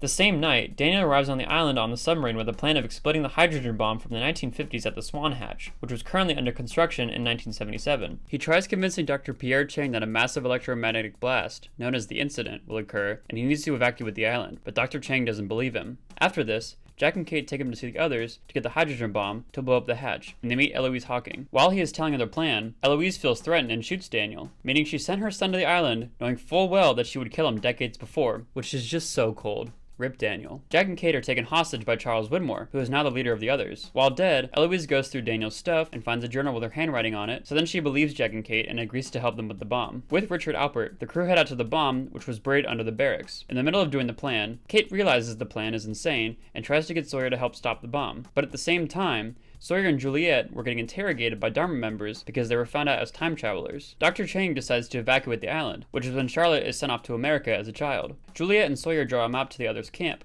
and they are offered a free sub ride. Wow, how nice of them. As the sub is leaving, Kate gets on and tells the two about Jack and Daniel's post-mortem plan. Instead of just getting off the island for good, the three decide to go back and stop the bomb from going off. While they're in the sub, Jack and his goons reach the chamber and extract the bomb. Then they tunnel up into one of the suburb houses. Eloise and Richard fuck off, while Jack and Saeed run through the neighborhood. This causes a massive gunfight at the barracks, and Saeed is shot in the stomach by Ben's dad. The two are saved by Miles, Hurley, and Jin in a Dharma van, and they drive off towards the hatch. Juliet, Sawyer, and Kate wash up at the beach at Bernard and Rose's camp. The two of them have just been chilling on their own for 3 years. The couple draws a map to the barracks for the anti-bombers. While on the way, they run into the people in the Dharma van, and they have a friendly, spirited debate on blowing up the island and all of its inhabitants. Ultimately, they decide that blowing up the hatch is best, but Sawyer is still opposed to the idea. They all travel to the Swan site and get in a gunfight with Dharma construction workers there. Jack is able to drop the bomb deep into the shaft, but it doesn't go off. The incident happens at the same time from drilling into the island, and all of the metal objects get dragged into the shaft, including Juliet, who's actually a robot the whole time. She lands at the bottom of the shaft with the bomb, somehow without dying, and hits the bomb with the rock until it explodes, causing another time shift to 2007. Speaking of 2007, what's going on with the other people of the Ajira flight? After they crash on Hydro Island, Ben sets out to find a boat to get back to the mainland. Sun knocks him out, and her and Lapidus leave on the boat for the main island. They are met by the Black Smoke as Christian Shepherd, and he tells them to go to the barracks and wait for Locke. And wouldn't you know it, the next night, the survivors of 316 find a man who looks exactly like Locke, but is actually the Black Smoke as John Locke. I talked a bit about him before, and we'll get into his backstory later, but the Black Smoke is only able to take the form of dead people on the island, and now he's dressed up as Locke. So from now on, whenever I say Locke, just know I'm referring to the Black Smoke dressed as Locke. Although it is kind of weird because Locke tells Ilana that he remembers being killed by Ben, which brings his powers into question. Regardless, Locke confronts Ben and says he has to come back to the island to be judged by the Black Smoke, meaning himself. In the morning, Locke and Ben head out to the main island, but not before Ben shoots and kills some of the survivors for literally no reason. The two meet Sun and Lapidus at the barracks, and the four go to Ben's house where Ben attempts to summon the Black Smoke. He is ultimately unsuccessful because the Black Smoke is already in the room. Ben doesn't know this yet. Afterwards, Locke leads Ben and Sun to the temple. Lapidus returns to Hydra Island because he doesn't fuck with all that spooky shit, but he's immediately attacked by the survivors and brought back to the main island. I'm also like 95% sure that the time-traveling survivors who found those canoes on the beach were from this time. While at the temple, Ben is judged by the Black Smoke, and he takes the form of Alex, who tells Ben that he has to follow Locke, so himself. Once Ben comes out, the three leave to meet Richard at the other's camp, and Locke tells them to heal past Locke, who just got shot by Ethan. I'm telling you, it gets a little bit convoluted. They head back to the other's camp after past Locke disappears, and present Locke takes control of the others. He tells them that he wants to go find Jacob at the foot statue, and tells Ben that he intends to kill Jacob. While they are traveling, Ilana and her crew find Jacob's cabin empty, and they burn it down. Then they head out to the statue carrying John Locke's body in a metal container. But Locke and Ben were already inside the statue, and Ben is about to kill Jacob. Before this happens, Locke is revealed to be the Black Smoke, but Ben could care less. He only cares about killing Jacob for neglecting him all these years that he was on the island, and stabs Jacob. Locke pushes Jacob into a fire, but right before, Jacob tells Locke, they're coming. And cut to... Buckle up. We're almost home. I'll be putting on the fasten seatbelts on. Season 6. We're on the home stretch, guys, and I'm just itching to find out how this story ends. Seriously, it feels like There's like bugs in here. I gotta get them out. This season is a bit of a doozy because it has to try to wrap up the entirety of Lost in a satisfying way, as well as cover the plot points of 2 entire timelines. Except these timelines don't really interact. They're actually in 2 separate realities. So in season 5, we had the characters going through 2007 and 1977. And now we have the main timeline in 2007 and a flash sideways timeline in 2004. See, the explosion of the hydrogen bomb caused a time flash that sent every important character from 1977 to 2007 to rejoin the other important characters on the island right after Jacob dies. In this reality, the atomic bomb doesn't explode, but rather, the time flash sent everyone forward before the island blew up, meaning that everything that happens after 2004 will still happen. However, we do see a reality where the hydrogen bomb does go off and sinks the island, at least in my interpretation. It could just be a reality where the island doesn't exist, but we see it underwater in the flash sideways. Now, if you're anything like me, you're probably thinking, what the flip is a flash sideways? And I'll tell you, loyal viewer, where we get glimpses into each character's past in seasons 1 through 3 in flashbacks, and peeks into each character's futures in season 4, we get flash sideways in season 6, with looks into each character's separate reality. A reality where Flight 815 lands in LAX on September 22nd, 2004, because the island does not cause it to crash. So for season 6, I'm going to cover each timeline separately because they don't really interact at all. There are little details that make you think they are connected, like Jack suddenly developing a wound on his neck that he gets from the island, but their plots are entirely separate. I may get some hate for this, but nothing really matters in the Flash Sideways timeline until... Wait, not yet. Anyways, the plot lines of each character is much more like slice of life drama, and if you aren't really interested in that, I don't blame you. I'm gonna cover this timeline first, so if you want to skip to the real timeline recap, here's the timestamp. If you're still here, strap in, fellas, because I'm gonna cover everything from LAX up until the end. This thing goes down, I'm sticking with you. I know I said in this reality the island is sunk in the ocean, or it doesn't exist, and this changes how each character's story plays out, but it also resulted in changes to some characters' backstories too, somehow. For instance, in the real timeline, Jack married Sarah, who he fixed, and then got divorced. But in this timeline, Jack and Juliet both worked at St. Sebastian's Hospital, got married, got divorced, and had the lead singer of Wallows as a kid. So real quick, I'm gonna run through how each backstory has changed, lightning round style. Hurley is actually the luckiest guy alive and uses his money to purchase companies, like the box company Locke works at, and donate to charities. He is the LeBron James of humanitarianism. He is my glorious king. Jin and Sun aren't married anymore. They're just hooking up. Sun's dad found out about this and hired Kimi to murder Jin when they got to America. Locke was in Australia to visit a box convention, where he took a detour to go on the Outback Walkabout. Boone was unsuccessful in getting Shannon to come back on the flight, so she's not even on Flight 815. Charlie's band is much more successful, as it should be.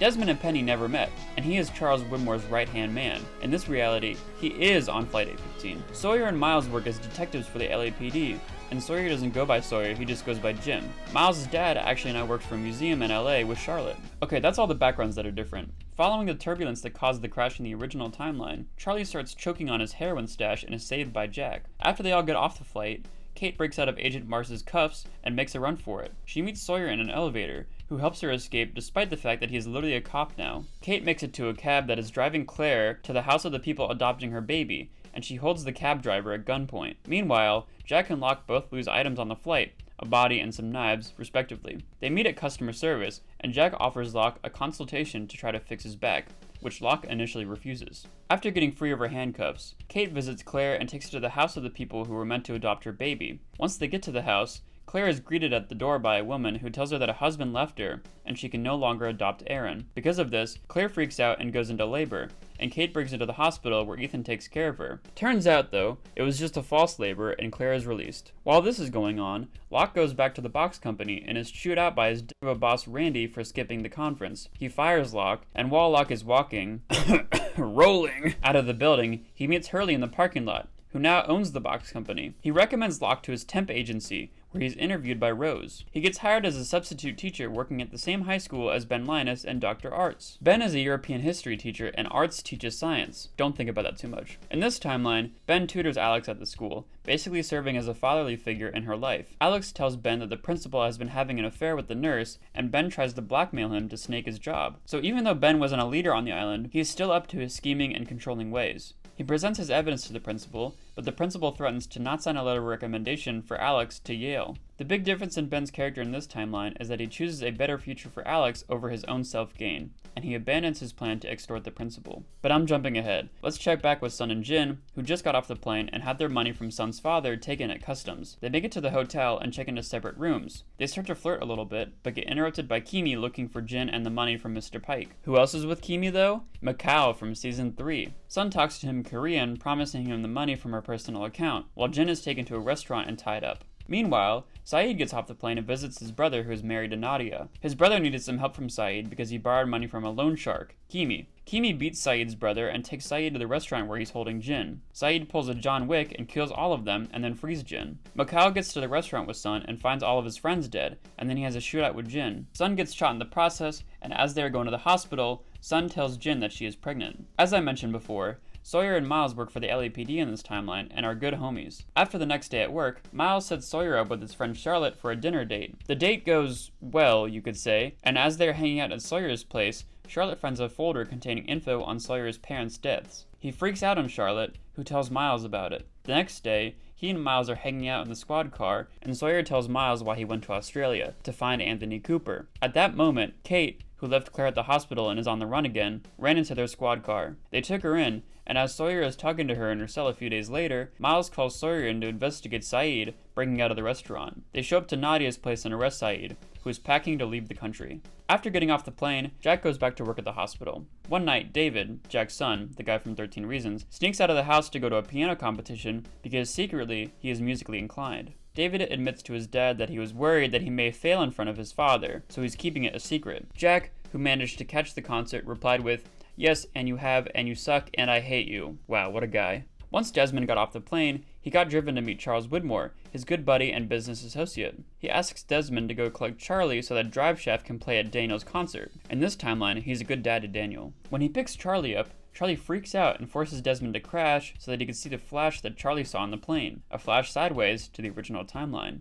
This kinda causes Desmond to wonder if he's going insane, but while he's in the hospital getting an MRI for his injuries, he gets another flash about Penny. At this point, Charlie doesn't want to play in the show, so Desmond had to meet up with Eloise to tell her that Driveshaft can't play with Daniel. She doesn't really care about that, but she does warn Desmond about seeking out Penny because of the flash. Immediately after this, Daniel tells Desmond that he saw a flash sideways of the other reality, and he should go find Penny. Desmond finds her doing laps in the soccer stadium that Jack was doing in season 2. As soon as they meet, Desmond faints, which is actually Riz somehow, because she agrees to go get coffee with him. After this happens, Desmond realizes that he needs to find everyone from the island and force them to see flashes of the original timeline, and he goes a little crazy in this quest. For instance, he runs over Locke in the school parking lot one morning, forcing him to be rushed to the hospital with Ben. Let's check in with Hurley though, what's that guy up to? You may have noticed that the timeline here gets a little less linear after everyone gets off the plane, and sometimes it's hard to tell when events happen in relation to one another. In this timeline anyway. Well, at some point after landing, Hurley gets a humanitarian award for all of his donating. After the ceremony, his mama tells him that he has a blind date set up at a restaurant that he needs to go to.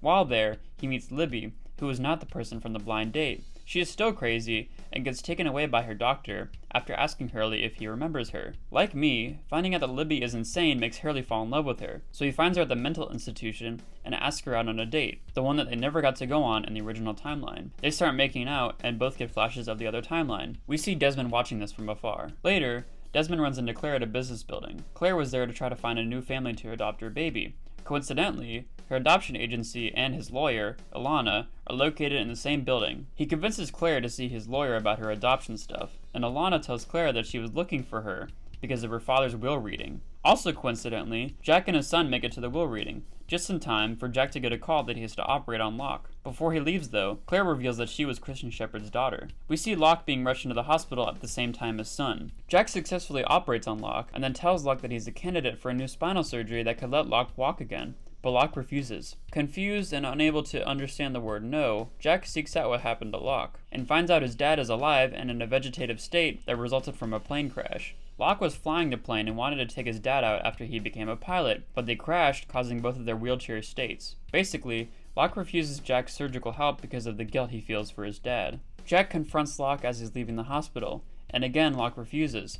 But Jack admits he knows what happened to Locke and tells him to just let the guilt go. A few days later, Locke returned to the hospital to get the surgery after having a conversation with Ben. Speaking of Ben, he was just beat up by Desmond in the school parking lot after Ben confronted him for being a creep and stalking the school from his car. This causes Ben to have flashes as well, and he convinces Locke to have the surgery. Alex sees Ben at school and invites him over for dinner because she feels bad for him. Ben and Rousseau meet, and the two of them flirt a little bit. After beating Ben to a pulp in front of all of his colleagues, Desmond turns himself into the LAPD for running over Locke, and he's put in a cell next to Kate and Saeed. The three of them get transported to an actual prison, but they are stopped on the way by the driver, Ana Lucia. She stops in a shipping yard, and Hurley pulls up in his Hummer, pays her $125,000, and takes the three fugitives. Hurley takes Saeed, and Desmond takes Kate. The latter two are going to the benefit concert that Daniel and Drive Shaft are playing in. But first, they go to Eloise's church to sign for the body of Christian Shepherd, who was delivered there for some reason. After the body gets brought inside, Desmond gives Kate some vague nonsense about being her friend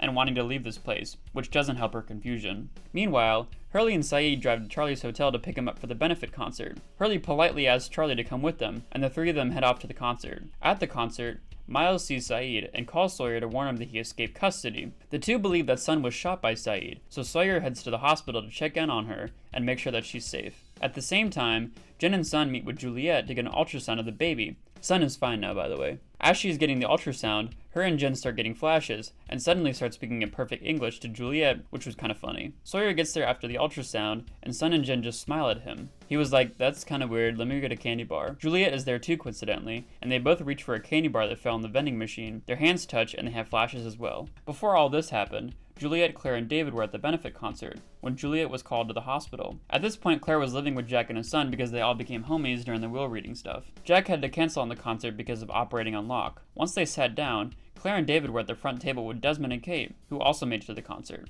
After waking up from his voluntary nap, Charlie goes out on stage with the rest of Drive Shaft and Daniel. While on stage, Charlie recognizes Claire, and his bass tone was so good that Claire went into labor. Kate brings Claire backstage, and Charlie runs into them after he finished on stage. While Claire is giving birth, the three of them start getting flashes together. After dropping Charlie off at the concert, Saeed and Hurley were waiting outside of a bar. They see a fight break out, and Saeed runs off to help. He saves Shannon, who was in the fight, and they start having flash sidewayses. Boone runs over to the Hummer, and it turns out this fight was orchestrated by him and Hurley to get the two lovebirds to have flashes. It's not really explained how Boone got Shannon back to America, or started having flashes himself, so just don't ask. The last piece of the story before the end is Locke waking up from surgery and regaining feeling in his legs. During the surgery, Locke had some minor flashes but shook them off. Jack runs off to the concert and meets Kate there after it was over. Okay, finally, that's most of the sideways timeline. Now it's time to flash sideways into the actually interesting timeline. What the heck is up with those guys? That thing is evil.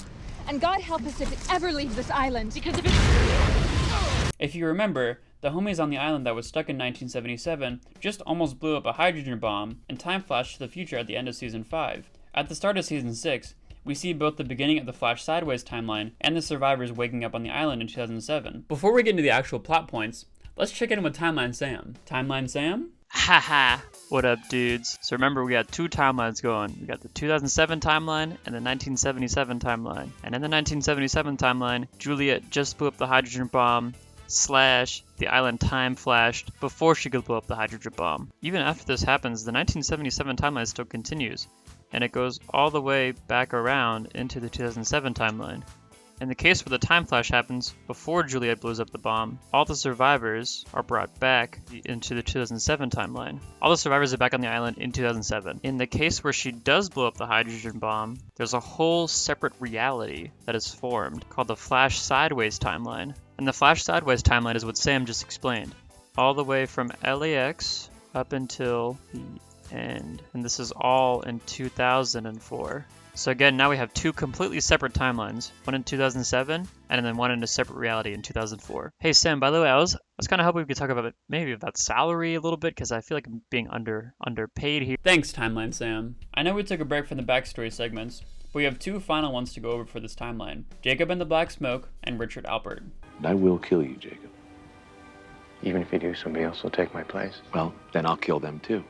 That sounds like a killer name for a grunge band, just saying. About 2,000 years ago, a woman pregnant with twins shipwrecked on the island. She was found by the protector of the island, who was just called Mother. So Mother helped the woman during her labor of the twins, and then immediately killed her after. She named the first boy Jacob, and just didn't name the second. Like she wants to be Sandra Bullock in Bird Box so bad. This second boy is the Black Smoke, but he's not the Black Smoke quite yet. The twins had a good childhood, until they discovered that there were other survivors from their mom's shipwreck living on the island. Mother warned them to stay away from these survivors, because they were evil. Soon after, she showed the twins the heart of the island, and told them that this is what she lives to protect. Their mom's ghost visits the Black Smoke, and explains how she died, which makes him mad. So he fights Jacob and then runs off to join the survivors, leaving Jacob with Mother for 30 years, even though the black smoke had more promise in protecting the island. The two of them would still meet up to chat, and in one of these meetings, the black smoke admitted to just using the survivors to get off the island. Jacob told Mother this, and then she abducted him as the protector of the island at its heart. Just after this, the black smoke killed Mother,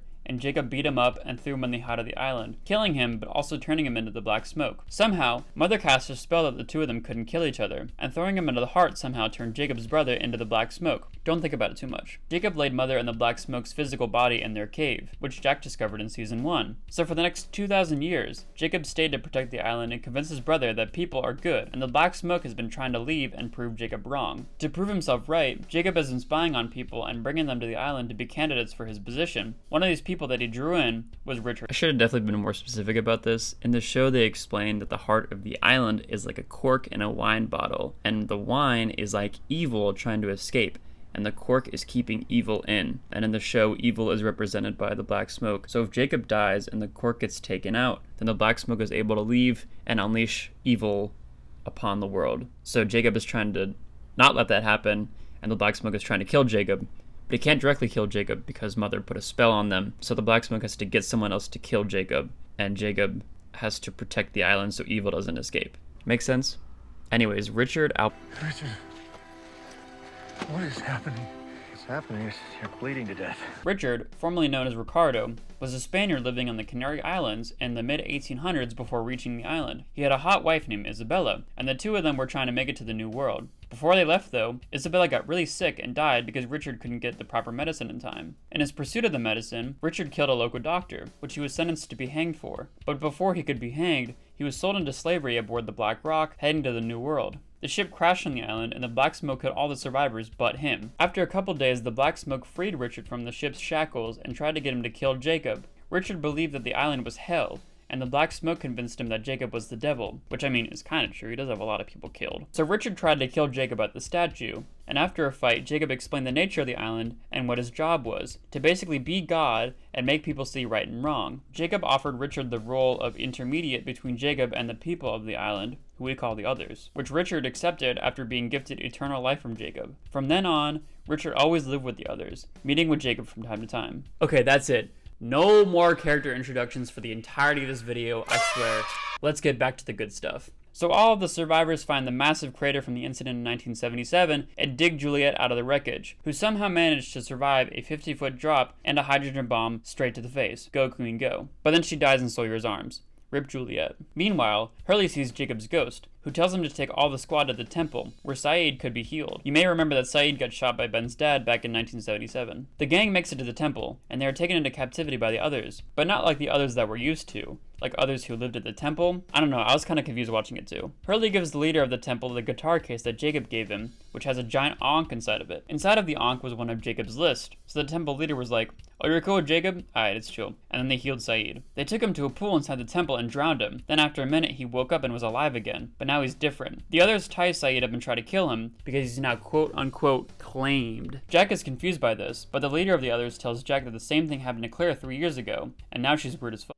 Ben and the others, the ones that we are used to, are still at the statue after Jacob was just killed. We see Ben come out of the statue to get Richard Alpert, who's like, "Dude, that's not locked," and Ben's like, "I don't care." Some of the group who has been working with Jacob move into the statue with Ben to kill the black smoke. This, of course, goes perfectly for Jacob's team, and the great evil is defeated. Hooray. Locke comes out of the temple, knocks out Richard, and drags him off into the woods. For some reason, Hurley decided to not tell everyone that the owner of the island is literally dead until now. The others start freaking out and prepare for the black smoke to come and attack. Sawyer is like, "Fuck this," and leaves. Jin and Kate follow behind him with 2 of the others. Kate knocks the others out, letting Jin go find Sun and Kate go find Sawyer. Once they wake up, the 2 others go after Jin, and when they catch up, Jin gets caught in one of Claire's traps. Claire kills the 2 others and takes Jin to her camp, where she has been living for the past 3 years. She believes that the others took Aaron and have him in hiding, so she's been biding her time to get revenge for 3 years. Eventually, the black smoke shows up without Richard and hangs out with them. Meanwhile, Kate runs into Sawyer at the submarine dock, where he's grieving over Juliet. After chilling for a little bit, Kate heads back to the temple, and Sawyer heads to the barracks to cope with his grief in a very healthy way. While this is going on, the others at the statue decide to have a burial for the real Locke at the original beach site. Also during this time,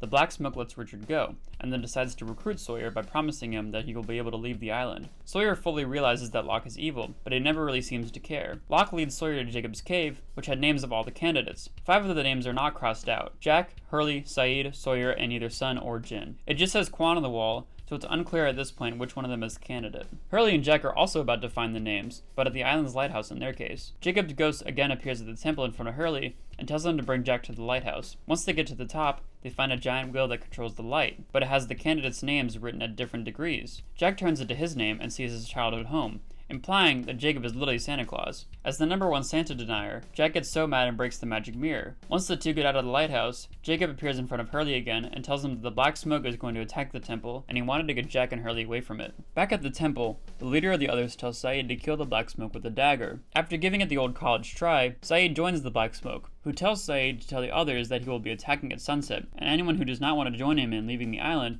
will be killed. And look who just showed up. It's Kate. She needs to tell Claire that she took Aaron, not the others. They have a very civil discussion about it. After this, Saeed kills the leader of the others, and John Lennon. The black smoke kills everyone at the temple, but Miles gets saved by the others from the beach. Also, Kate joins the black smoke with Saeed, Claire, and Sawyer because she wants to get Claire back to Aaron. Jack and Hurley were heading back to the temple to save their friends when they run into Richard in the woods. The 3 of them go back to the Black Rock to watch Richard blow himself up like Arts. Remember that reference, guys?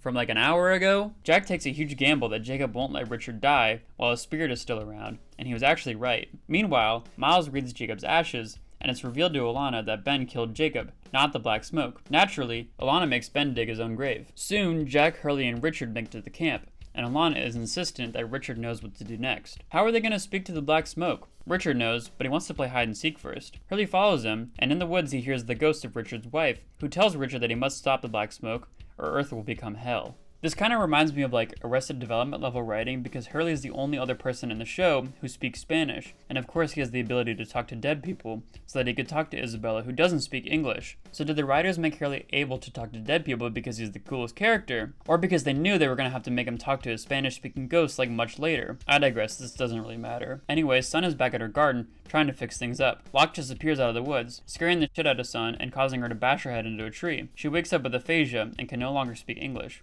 After this, Locke brings his group to Claire's house. He orders Sawyer to go check out Hydra Island to see if anyone else survived the Ajira plane crash. When Sawyer gets there, he meets one of Charles Widmore's agents, Zoe, who brings him to meet Charles Widmore. Sawyer claims that he will bring the black smoke to Charles Widmore so that he can kill him, but later, once he gets back to the main island, Sawyer tells Locke all of this. But then after this, he tells Kate that the 2 of them are going to steal Charles Widmore's submarine and leave the island for good. I should have also said this one better. In season 4, when Charles Widmore's freighter was trying to get to the island, it was to capture Ben Linus. But now, off screen, Jacob asks Charles Widmore to come back to help him kill the black smoke. So he has a different objective now than just getting Ben. He wants to kill the black smoke now.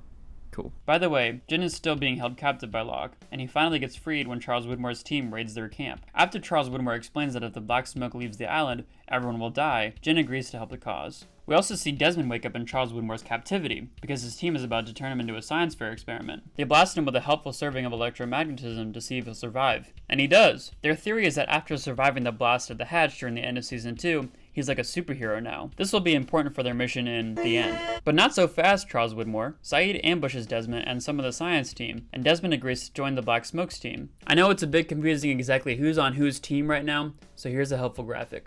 Back at the beach, there's a debate going on as to whether they should blow up the Ajira plane, which may be fixable, to not allow the black smoke to leave the island. It's never really explained why it has to be that specific plane to get him off the island, but just go with it, okay? Alana goes and gets herself comically blown up at the Black Rock, trying to get some dynamite. After this, Hurley is visited by Michael's ghost, who died in the explosion of the freighter, but not Jin? He tells Hurley that blowing up the plane is a bad idea, and Hurley for some reason just takes his word for it, so Hurley blows up the Black Rock and all of its dynamite. The beach group divides on getting grenades from the other suburb under Ben and Richard, and going to reason with the Black Smoke under Jack and Hurley. Let's check back in with our boy Desmond. I love that guy. And somehow he ended up in a well. Locke and Saeed return to their camp after hanging out with Desmond, at the same time that Jack and crew get there. The Black Smoke convinces them to join their cause, so that they can leave the island together. Editing Sam, please cut back to the graphic. Sawyer and Kate tell the important people of their plan to escape before Locke leads his gang to the beach to sail over to Hydra Island to board the plane. While they're all waiting, the good guys sneak off to board Desmond's sailboat and head to Charles Widmore's sub. Claire also comes with them, betraying her good buddy Locke. And back to the graphic. Jack gets cold feet and jumps off the boat, swimming back to the main island. When the group makes it to Hydra Island, They are held captive by Charles Widmore in the cages from season 2. After finding out about the betrayal, Locke gets mad and orders Sayid to kill Desmond in the well. For some reason, Sayid gains empathy even though he's like supposedly evil now and doesn't kill Desmond, then goes back to meet with Locke. Jack makes his swim back to the island right as Charles Widmore starts firing artillery at the beach. As the beach turns into a scene out of All Quiet on the Western Front, Jack passes out and wakes up with Locke and Sayid after the travel to Hydra Island. Locke turns into the black smoke and attacks Charles Widmore and his goons, allowing Jack to go and free his homies. They all head to the Ajira plane, only for Locke to discover that the plane is rigged with C4, so they should take the sub instead. The survivors all get ready to raid the sub, but before they do,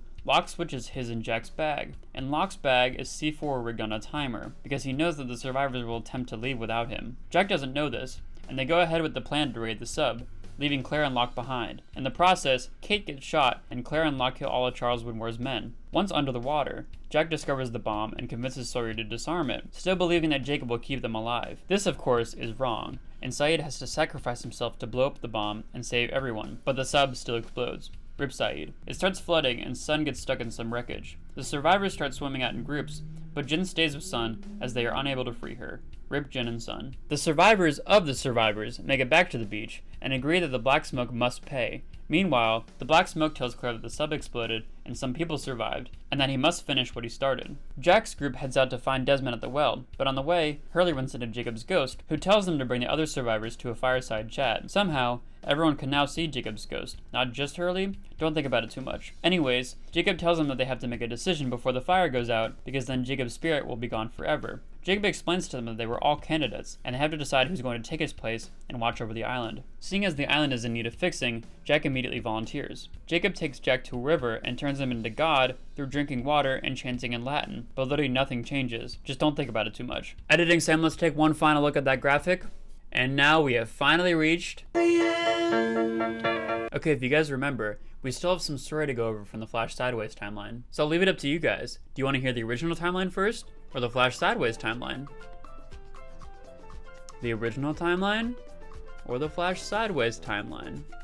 Okay, awesome, that's what I was gonna pick anyways. So Jack just got baptized by Jacob, and now they have to figure out how to defeat the Black Smoke on their own. Remember how Ben and Richard left the beach a while ago to go find explosives for the plane? Well, they finally made it to Ben's house, only to find Charles Widmore and Zoe already there. Charles Widmore explains that Jacob told him to come back to the island, and he already used the C4 to rig the plane. He sends his girl boss agent to go sink the outrigger, and on the way, she spots Locke returning from Hydra Island. Charles Widmore and Zoe hide in Ben's house. Miles runs off into the woods, and Ben and Richard go outside to confront the Black Smoke, who appears out of the jungle and puts Richard in timeout. Then he offers Ben control of the island again if he helps his cause, and of course Ben agrees. He gives up Charles Widmore and his agent, who Locke kills immediately. Then while they're talking, Charles Widmore reveals that Desmond is the failsafe to keep the Black Smoke from leaving. But before he can say anything else, Ben shoots Charles Widmore in the chest. Rip Charles Widmore. Ben and Locke head to the well to find Desmond because Locke is going to use Desmond to destroy the island, but Desmond has managed to escape. Meanwhile, the survivors are trekking to the heart of the island to defend it, while Sawyer is also heading to the well to rescue Desmond. He sees Locke and Ben and starts spying on them, only to be found by Ben. He tells Locke that he's no longer a candidate, so Locke doesn't kill him, but Locke does spot some dog tracks heading into the woods,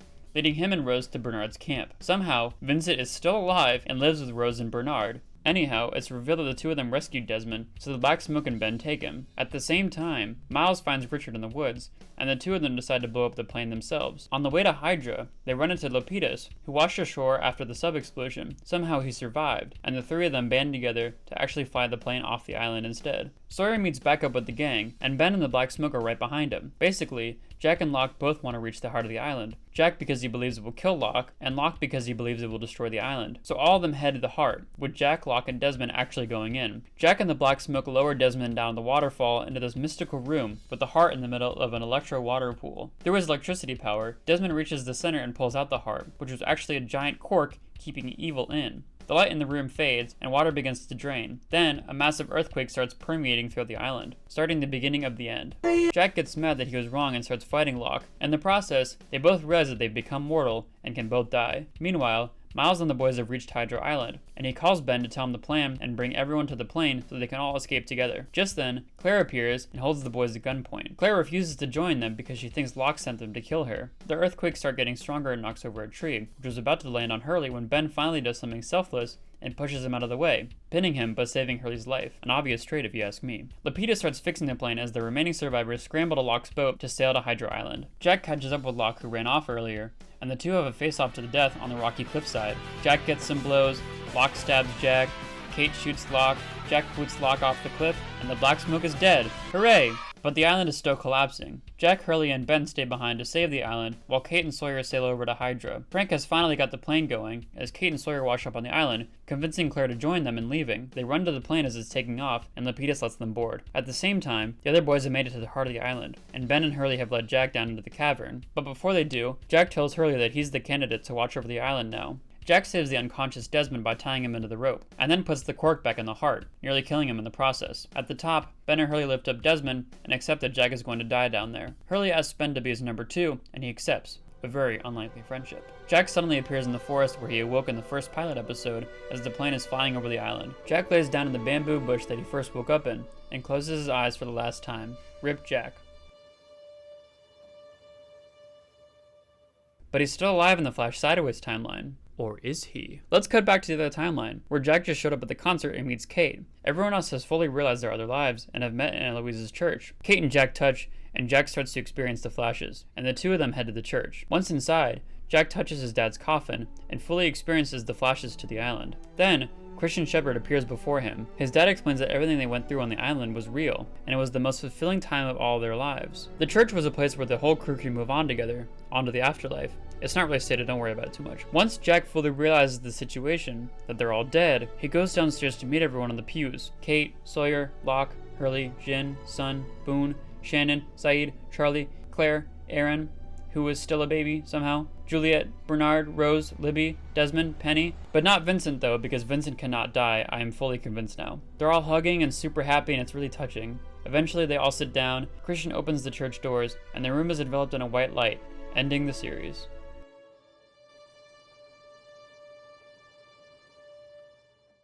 Oh, I have to make my own soundbite?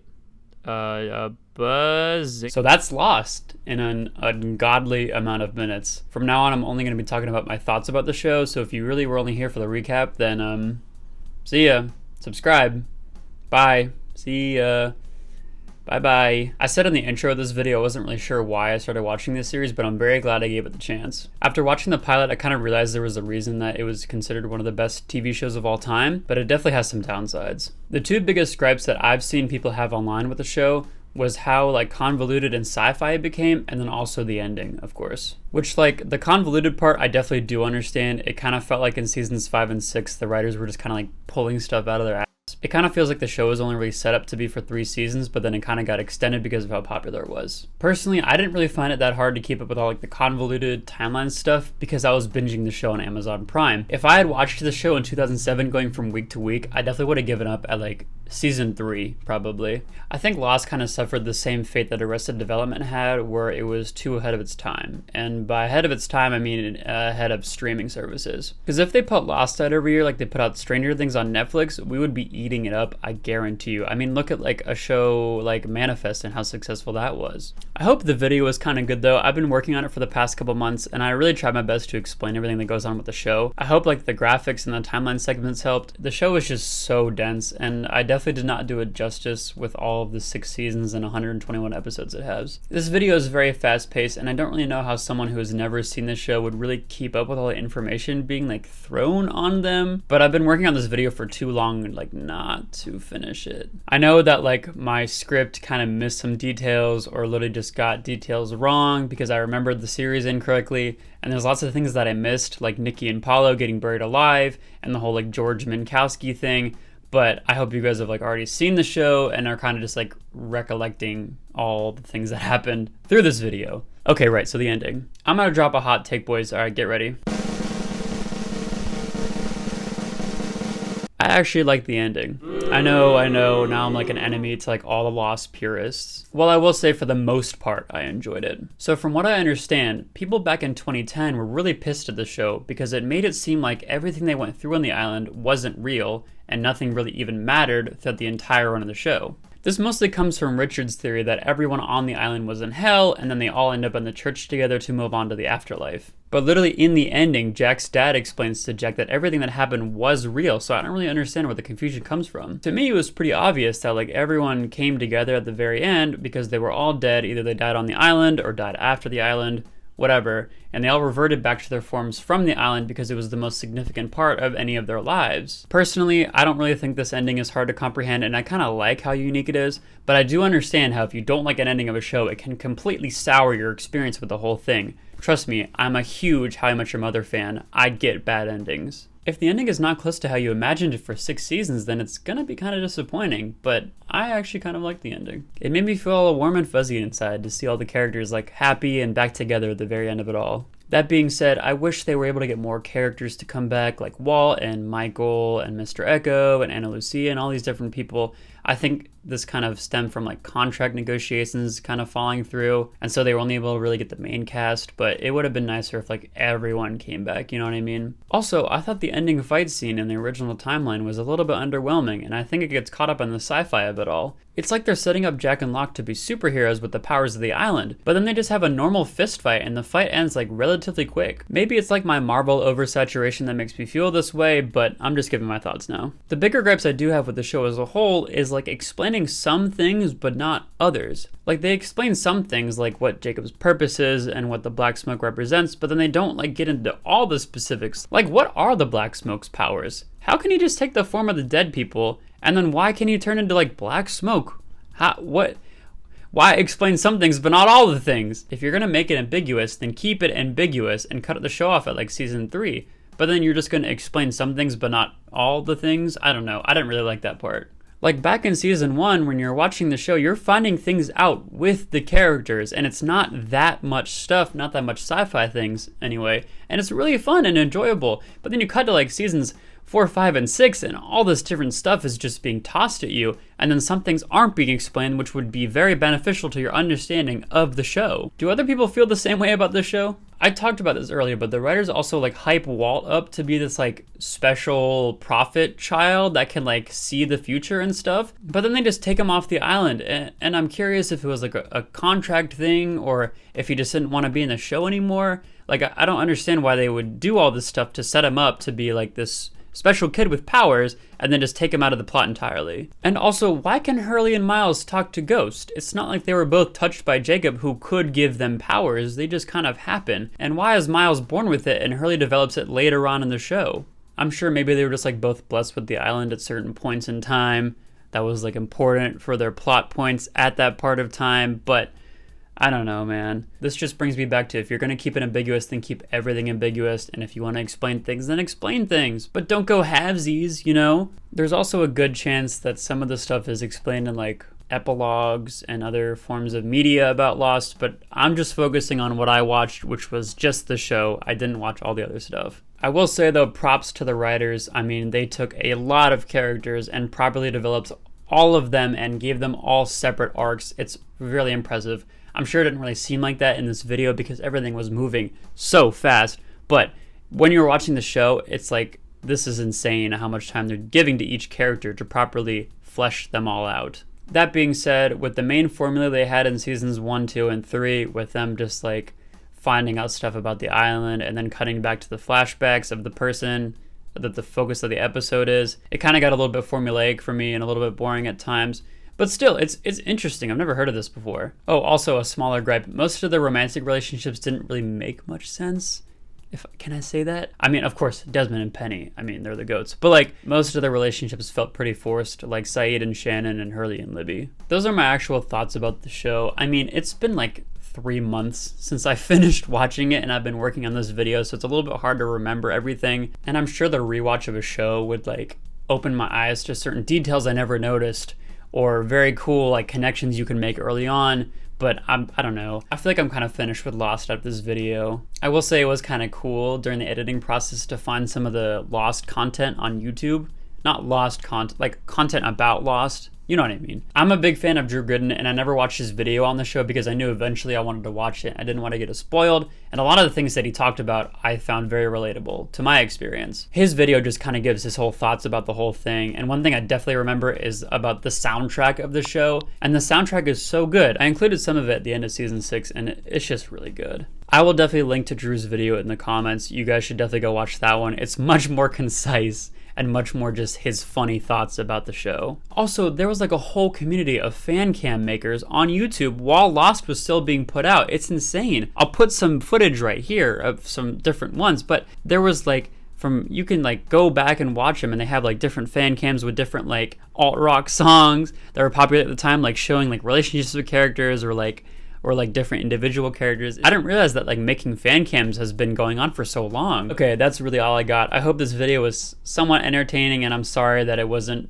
like the most well made ever. I'm gonna get better at this whole thing. I do plan to keep uploading more videos, so hopefully the next one will be a little bit better made. But yeah, I mean, if you made it this far, then you might as well subscribe. You could be my first subscriber. This is my first YouTube video, and you could be the first subscriber. How cool would that be? The first sub of Wave C. Come on. Like I said, I have a ton of other videos planned, none of them relating to Lost at all. A lot of it is just very random. Some of it's short, some of it's super long like this. So if you're interested in what other random stuff I'm gonna post, then please subscribe. I don't really have other social media that you guys can follow. I do have a TikTok, but I'm gonna keep that one a secret. Shh, like a little fun Easter egg. But I do have a Twitch that I stream on every once in a while. Check out this cool clip from my stream. You need riptide on these tridents. Fuck you, Toasty! How many tridents did you give me? Wow, wasn't that such a funny clip? This is where you guys go to the description and go to my Twitch and drop me a follow. Oh, also, if you're a brand still watching this, please sponsor me. I will literally sell it for anything. I have to pay for grad school, so I need all the money I can get. If you want my stupid face to be talking about your business, then please hit me up in the email in the description. Sponsor Sam is over there in the corner pouting because he didn't get to be in this video. I don't want to be in the videos anyways, so maybe next time, buddy. But yeah, that's all I got. I'll see you guys in the next one.